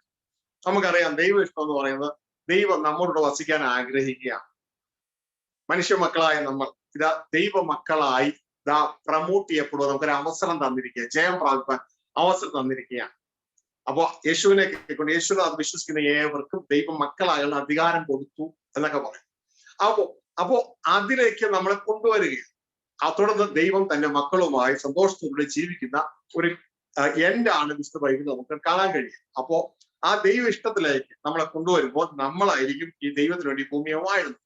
അപ്പൊ ഇത് അറിയാമെങ്കിൽ ഈ വരുന്ന സന്ദേശം നമ്മളെ അതിൽ നിന്ന് വ്യതിചലിപ്പിക്കുന്നതാണോ ഇല്ലയോ എന്ന് നമുക്ക് തിരിച്ചറിയാം. ഇതാണ് യോഹന്നാൻ 7:17. ദൈവത്തിന് ഇഷ്ടം ചെയ്യുവാൻ ഇച്ഛിക്കണമെങ്കിൽ ആദ്യം അറിയണം. ഇച്ഛിക്കുന്നവൻ ഉപദേശം ദൈവത്തിൽ നിന്നോ മനുഷ്യരിൽ നിന്നോ എന്ന് തിരിച്ചറിയും. ക്ലാസ്സിലെടുത്തെങ്കിലും വായിച്ചിരും. അവന്റെ ഇഷ്ടം ചെയ്യുവാൻ ഇച്ഛിക്കുന്നവൻ ഈ ഉപദേശം ദൈവത്തിൽ നിന്നുള്ളതോ ഞാൻ സ്വയമായി പ്രസ്താവിക്കുന്നതോ എന്ന് അറിയും. ഈ ഉപദേശം ദൈവത്തിൽ നിന്നുള്ളതോ ഞാൻ സ്വയമായി, ഒരു മനുഷ്യൻ സ്വയമായിട്ട് പറയുന്നതാണോ ദൈവത്തിനുള്ളതാണോ എന്ന് അറിയാം. എങ്ങനെയാണ് ദൈവത്തിന് ഇഷ്ടം ചെയ്യുവാൻ ഇച്ഛിക്കുന്നത്? ഹല്ലേലൂയ. ദൈവത്തിന്റെ ഇഷ്ടം എന്താ? ദൈവത്തിന്റെ വചനം പറയുന്നു യേശുവിന്റെ പ്രാണൻ അകൃത്യാകമാൻ സന്തതിയെ കാണും. ജഡരൂപികൾ ആത്മരൂപികളായി ഒരു പ്രമോട്ട് ചെയ്യും. ഹല്ലേലൂയ. അപ്പൊ പ്രിയ സഹോദരങ്ങളെ, നമ്മൾ ദൈവപുത്രന്മാരായി ജയം പ്രാപിക്കും. വളരെ വ്യക്തതയോടെ സർവ്വസൃഷ്ടികളും ഈറ്റുന്നതോടെ അതിനുവേണ്ടി കാത്തിരിക്കും. അപ്പോ ഇതിനൊക്കെ എതിരായിട്ട് ഒരാൾ സ്റ്റാൻഡ് ചെയ്യുന്നതെങ്കിൽ നിങ്ങൾ മനസ്സിലാക്കിക്കൊള്ളണം, ദാറ്റ് ഈസ് ഐദർ ഒന്നില്ലെങ്കിൽ അത് കളയാണ്, അല്ല എങ്കിൽ പിശാചിനാൽ പ്രേരിപ്പിക്കപ്പെട്ട് ഇൻഫ്ലുവൻസ് ചെയ്യപ്പെട്ടു യൂദാസിനെ പോലെ പിടിക്കപ്പെട്ട സംഭവം. അപ്പൊ പ്രിയ സഹോദരങ്ങളെ, ഇവിടെ നിങ്ങൾക്ക് കാണാം, നമ്മൾ നേരത്തെ വായിച്ച ഭാഗങ്ങൾ. തന്റെ പുത്രനെ കുറിച്ച് സുവിശേഷം ഞാൻ ജാതികളുടെ അറിയിക്കേണ്ടത്, ഞങ്ങൾ ഉപദേശിക്കുന്ന ക്രിസ്തുവിനെ പ്രസംഗിക്കും. ഇതൊക്കെ സത്യമായിട്ടുള്ള കാര്യമാണ്.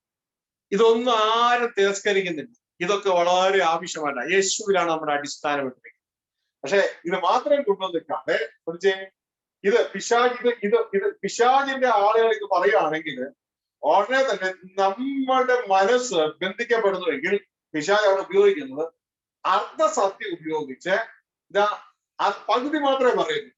ആ പകുതി സത്യം പറഞ്ഞു, അതായത് സുവിശേഷത്തിന്റെ മുഴുവൻ പറയാതെ പകുതി മാത്രം പറഞ്ഞിട്ട് യേശു ക്രിസ്തുവിന്റെ തേജസ്സുള്ള സുവിശേഷം മറക്കുക. 2 Corinthians 4:4 മറയ്ക്കുകയാണ്. യേശു ക്രിസ്തു തേജസ്സുള്ള സുവിശേഷം യേശുവിനെ കൊണ്ട് തന്നെ മറയ്ക്കുക. അങ്ങനെ ചെയ്യും. ഹല്ലേലൂയ. അപ്പൊ ഇവിടെ നിങ്ങൾക്ക് ഈ ഒരു ഭാഗം കാണാം, നമ്മളെ ബൈൻഡ് ചെയ്യുന്ന സംഭവമാണ്. ഇവര് സംസാരിച്ച അങ്ങനെയോടെ സംസാരിച്ച ഉടനെ പിശാചിന്റെ സ്പിരിറ്റ് റിലീസ് ചെയ്യപ്പെടും. എന്നാൽ ഇവിടെയൊക്കെ അതിന് റൈറ്റ് ബാലൻസിങ്ങിൽ നമ്മൾ പോകാനായിട്ടാണ്. ദൈവത്തിന്റെ ആത്മാവ് നമ്മളിലൂടെ സംസാരിച്ചാൽ ഉടനെ തന്നെ ഇതുമായിട്ടുള്ള ബന്ധത്തിലുള്ള യഥാർത്ഥ വചനങ്ങൾ നമ്മുടെ അകത്ത് വെളിപ്പെടും, നമ്മുടെ ഉള്ളിൽ വെളിപ്പെടും. അതായത് തന്റെ പുത്രനെ കുറിച്ചുള്ള സുവിശേഷം എന്ന് ഒരു സൈഡിൽ പറയുമ്പോ അതേ പൗലോസ് തന്നെ നമ്മൾ നേരത്തെ വായിച്ചു, അദ്ദേഹം ആ സുവിശേഷം വളരെ വ്യക്തതയോടുകൂടി പറയുകയാണ്. 20:25 അപ്പോസ്തലർ 20:25 നിങ്ങളുടെ ദൈവരാജ്യം സുവിശേഷിച്ചു. എങ്ങനെയാണ് സുവിശേഷിച്ചത്? പൂർണ്ണ പ്രാഗൽഭ്യത്തോടെ ഗ്രഹം കൂടെ ദൈവരാജ്യം പ്രസംഗിച്ചു. ഇനി ഇവിടെ പറയുന്ന പുത്രനെ കുറിച്ച്, കർത്താവ് യേശുവിനെ കുറിച്ച് ഉപദേശിച്ചു. പക്ഷെ ഈ കൂട്ടർ എന്നാ ചെയ്യും? ഇത് പകുതി മാത്രം മുറിച്ചെടുത്തിട്ട് ഇത് അറിയിച്ച് ജനത്തെ ദൈവം ആഗ്രഹിക്കുന്ന ആ ലക്ഷ്യത്തിൽ നിന്ന് അങ്ങ് മറച്ച്. അങ്ങനെയാണ് ലക്ഷ്യത്തിൽ നിന്ന് മറയ്ക്കുന്നത്. രണ്ടും നാം അറിയിക്കേണ്ടത് ആയിട്ട് ഉണ്ട്. അടുത്തത് ഫിലിപ്പോസിനെ കുറിച്ച് പറയുമ്പോൾ ഫിലിപ്പോസും ദൈവരാജ്യം പ്രസംഗിച്ചു, ക്രിസ്തുവിനെ പ്രസംഗിച്ചു. എങ്ങനെയാണ്? അപ്പോസ്തല പ്രവൃത്തി 8:12 ഇവിടെ എഴുതിയിട്ടില്ല, നമുക്ക് വേണമെങ്കിൽ നോട്ട് ചെയ്യാം. 8:12 എന്നാൽ ദൈവരാജ്യത്തെയും യേശു ക്രിസ്തുവിന്റെ നാമത്തെയും, കണ്ടോ, അപ്പോഴും ക്രിസ്തുവിനെ പ്രസംഗിച്ചു, യേശു ക്രിസ്തുവിന്റെ നാമത്തെയും. പക്ഷെ അവിടെ ദൈവരാജ്യത്തെ ഈ കൂട്ടര് ഒഴിവാക്കുകയാണ്. അത് ദൈവരാജ്യത്തെ ഒഴിവാക്കുന്നത് ആരാ? പിശാച്. യേശു ക്രിസ്തുവിന്റെ തേജസ്സുള്ള സുവിശേഷത്തിന്റെ പ്രകാശനം ശോഭിക്കാതിരിപ്പാൻ പിശാച് എന്ത് ചെയ്യുന്നു? മനുഷ്യരുടെ മനസ്സുകളെ കുരുടാക്കുന്നു. കുരുടാക്കുകയാണോ? അവരെ കെട്ടുകയാണ്, മനസ്സിനെ കെട്ടുകയാണ്.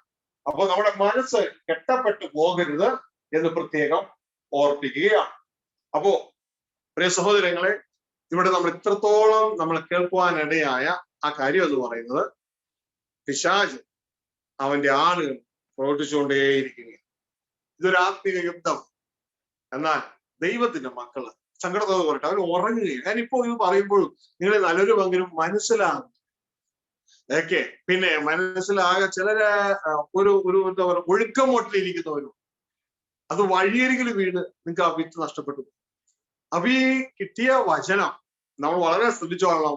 സാത്താൻ നിങ്ങളെ തോൽപ്പിക്കരുത് ദൈവത്തിന്റെ വചനം പറയും. ഇതൊരു യുദ്ധമാണ്. പക്ഷെ സാത്താൻ തോൽപ്പിക്കരുത് എന്നുള്ള ചിന്ത പോലും നമ്മുടെ ജീവിതത്തിലുണ്ടോ? അപ്പോൾ തന്നെ ഒരു പരാജയമായിട്ട് മാറുകയാണ്. ജഡരക്തികളോട് നമുക്ക് പോരാട്ടം, വാഴ്ചകളോടും അധികാരങ്ങളോടും ഈ അന്ധകാര ലോകത്തിന്റെ ആധിപത്യ ശക്തികളോടും സ്വർലോകത്തിലെ ദുഷ്ടാത്മ സേനയോടും മാത്രമേ നമുക്ക് പോരാട്ടമുള്ളത്. പക്ഷെ അതൊക്കെ ചിന്തിക്കാറുണ്ടോ? അപ്പോ അവര് നമ്മൾ പോരാടുന്ന ചിന്തകളിലൂടെയാണ്. നമ്മുടെ ചിന്തകളെ ബൈൻഡ് ചെയ്ത് നമ്മളെ വീഴിക്കാൻ ശ്രമിക്കുക. അപ്പൊ ഈ യുദ്ധത്തിൽ എന്റെ പ്രിയ കുഞ്ഞുങ്ങളെ, നിങ്ങൾ ആരും വീണു പോകരുത്. സാത്താൻ നമ്മളെ തോൽപ്പിക്കരുത്, പകരം നമ്മൾ സാത്താനെ തോൽപ്പിക്കണം. അവനെ നമ്മുടെ കാലിന്റെ കീഴിലാക്കി ചതച്ച് കളയുവാനായിട്ട് ഇടയാണ്. മനസ്സിലായോ? ഞാൻ ചിന്തിക്കുന്നു മനസ്സിലായോ? ദൈവം നിങ്ങളെ അതിനായി സഹായിക്കട്ടെ. നമുക്ക് നമ്മുടെ കണ്ണുകളെ കേട്ട വചനത്തിന്റെ മുമ്പിൽ നമുക്ക് നമ്മളെ തന്നെ പിശാച് നമ്മളെ തോൽപ്പിക്കുന്നത്, നമ്മൾ അവനെ തോൽപ്പിക്കുവാനായിട്ട് ഇടയാകണം. ഹല്ലേലൂയ. ഒരു മനുഷ്യന്റെ തന്ത്രത്തിൽ അവന്റെ ആളുകൾ നമ്മളെ ചതിക്കും. മനുഷ്യരുടെ ചതിയാണ് അതിന് നമ്മൾ ഏൽപ്പിച്ചു കൊടുക്കുവാനായിട്ട് ഇടയാകണം. അല്ല എല്ലാ കണ്ണുകളും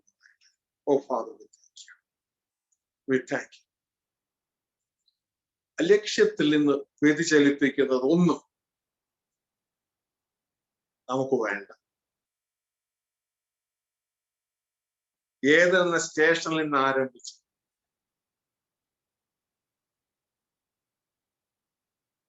കൂടാരം എന്ന സ്റ്റേഷൻ അവസാനിക്കുന്നു. ഇതാ ദൈവത്തിന്റെ കൂടാരം മനുഷ്യരും.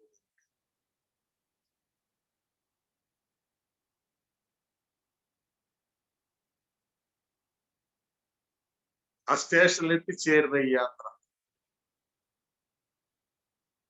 ഇതിലെത്തിക്കാതെ നമ്മളെ തെറ്റിക്കുന്നതൊന്നും. യേശുവിനെ കർത്താവേ എന്ന് വിളിക്കേണ്ടത് ആവശ്യമാണ് രക്ഷിക്കപ്പെടാൻ. എന്നാൽ അതിൽ മാത്രം ഫോക്കസ് ചെയ്ത് നമ്മളെ അവസാനിപ്പിക്കുന്നത് അതൊരു ചതിയാണ്.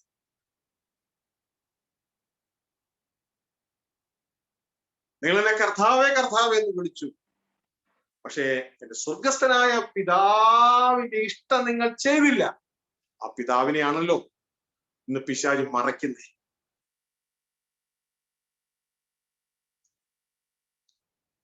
കർത്താവ് പറഞ്ഞു, എന്റെ വചനം കേട്ട് എന്നെ അയച്ചവനിൽ വിശ്വസിക്കുന്നവൻ നിത്യജീവനുണ്ട്. പക്ഷെ ഇന്നത്തെ യേശുവിന്റെ വചനം കേട്ടിട്ട് യേശുവിനെ അയച്ചവനെ ജനത്തിന് മനസ്സിലാകുന്നു പോലും. അതൊരു ചതിയ. സത്യമാണ് അവന്റെ നാം വിളിച്ചപേക്ഷിക്കുന്നത് അവൻ രക്ഷിക്കപ്പെടും. അത് മാത്രം പറഞ്ഞ് ജനത്തെ ചതിക്കുകയാണ്. ദൈവത്തിന്റെ വചനം പറയുന്നു, പുത്രനെ വിശ്വസിക്കുന്ന ജീവനുണ്ട്. സത്യമാണ്.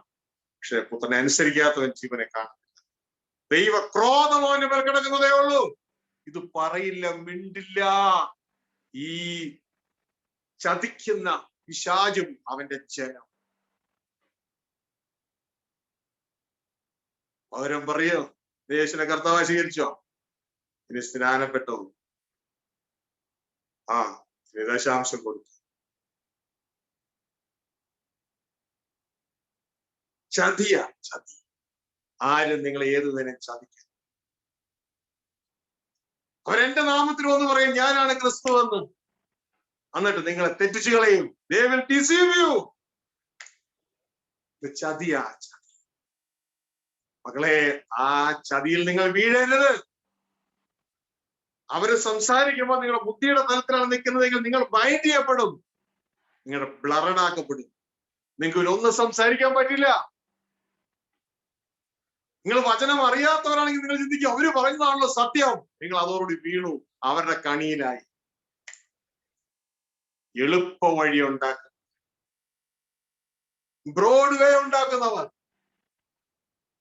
പിശാചിന്റെ ബ്രോഡ് വേ, വിശാല വഴി കോൺട്രാക്ടേഴ്സ് ആയി അവർ മാറുകയാണ്.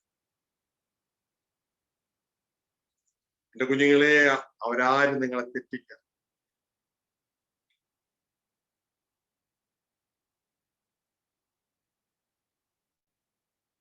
അർദ്ധസത്യമല്ല നമുക്ക് വേണ്ടി, പൂർണ്ണ സത്യം, ലക്ഷ്യത്തിലെത്തിക്കുന്ന പൂർണ്ണ സത്യം.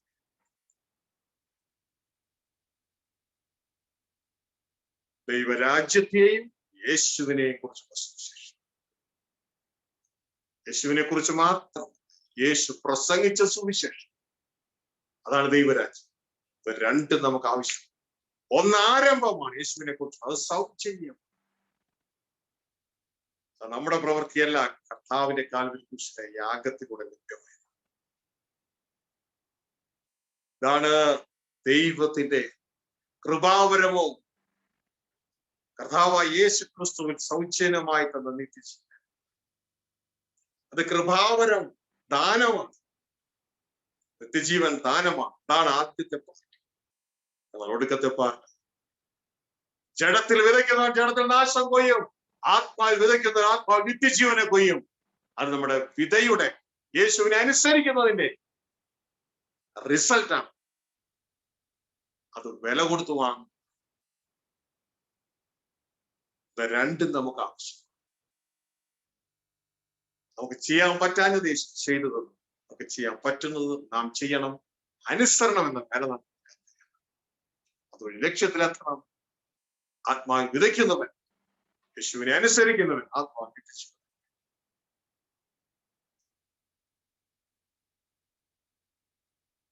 സ്വർഗീയ പിതാവേ, അങ്ങ് തന്ന അങ്ങയുടെ വചനത്തിനായ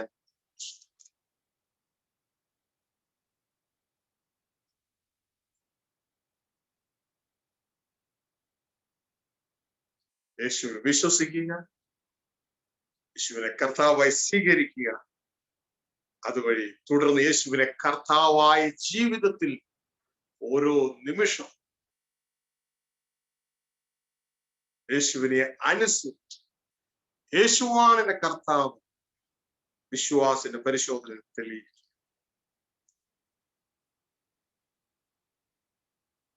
ഇതിനെ ലഘൂകരിച്ച് ഞങ്ങൾ പലപ്പോഴും ഞങ്ങളെ തന്നെ ചതിച്ചവൻ ഞങ്ങൾ ക്ഷമിക്കണം.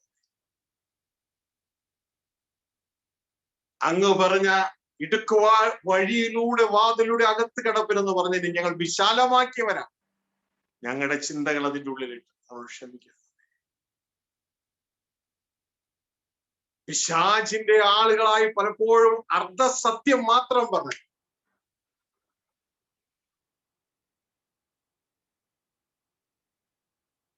ഞങ്ങളെ തന്നെ ഞങ്ങൾ കബളിപ്പിച്ചവരാ. മറ്റുള്ളവരെ ഞങ്ങൾ ക്ഷമിക്കാം. പൂർണ്ണമായും അങ്ങ് ആഗ്രഹിക്കുന്ന തലത്തിൽ നിൽപ്പാൻ ഞങ്ങളെ സഹായിക്കാം. ഈ ജനമാരും ശബ്ദ കാഴ്ച പരിധിയിൽ ഇപ്പോഴും തുടർന്ന് കേൾക്കുന്ന ആരും നശിച്ചു പോകാൻ അങ്ങ് ഇടയാക്കി. അങ്ങ് അവരെ കരം പിടിച്ചോളൂ. ഞങ്ങൾ മരിച്ചു, ഞങ്ങളുടെ ജീവൻ സ്വർഗത്തിൽ അങ്ങിൽ മറഞ്ഞിരിക്കുന്നല്ലോ ക്രിസ്തുവിൽ. അവിടെ ജീവിപ്പാനും ആ പിതാവിനോടും ക്രിസ്തുവിനോടും അതേ അപ്പ അങ്ങയോടുള്ള കൂട്ടായ്മ നിലകൊള്ളുവാൻ ഞങ്ങളെ സഹായിക്കാം. ഈ ജനത്തെ അനുഗ്രഹിക്കുന്ന വചനത്തിനായി നന്ദിയോണം.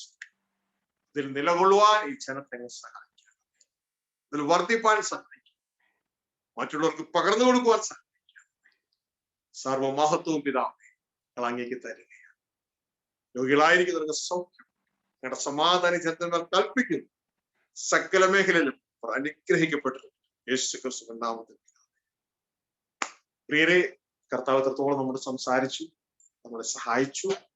കേട്ട വചനം അങ്ങനെ തന്നെയോ എന്ന് വിശുദ്ധ ബൈബിൾ നോക്കി ഉറപ്പിക്കുക. എന്നിട്ട് അകത്തുനിന്ന് കേട്ട് ജീവിക്കുവാൻ ദൈവം നിങ്ങൾ ഏവരെയും നമ്മൾ ഏവരെയും സഹായിക്കട്ടെ. മറ്റുള്ളവർക്ക് ഷെയർ ചെയ്ത് കൊടുക്കാൻ മറക്കരുത്, പ്രത്യേകം ഓർപ്പിക്കുകയാണ്. അപ്പോൾ തന്നെ നമ്മുടെ ടെലിഗ്രാമിലൂടെയുള്ള ബൈബിൾ സ്കൂൾ ആരംഭിച്ചിട്ട് അറൗണ്ട് ചിന്തിക്കുന്നു 3 ആഴ്ചയായി. ആരെങ്കിലും വീണ്ടും അതിൽ ചേരുവാനായിട്ട് താല്പര്യമുള്ളവർക്ക് ടെലിഗ്രാം എന്ന പ്രോഗ്രാം ഡൗൺലോഡ് ചെയ്ത് SPJ KG അടിച്ചു കൊടുത്തു കഴിഞ്ഞാൽ ഓട്ടോമാറ്റിക് നമുക്ക് അത് കടന്നു വരും. നമുക്ക് അതിൽ എൻറോൾ ചെയ്യാവുന്നതാണ്. അതിന് സ്റ്റുഡൻസ് ആകാവുന്നതാണ്. ദൈവരാജ്യത്തിന്റെ അമാർമ്മങ്ങൾ അതിലൂടെ സ്വർഗത്തിലേക്ക് നമുക്ക് പറഞ്ഞു തരികയും നമുക്ക് ഒരു മിനിസ്ട്രിയുടെ തലത്തിലേക്ക് വളരുവാൻ സ്വർഗത്തെയോ അതിലെ സഹായിക്കുകയും ചെയ്യും. ദൈവം നിങ്ങൾ ഏവരെയും സഹായിക്കട്ടെ, കൂട്ടായിരിക്കട്ടെ. Praise the Lord. Hallelujah. Glory.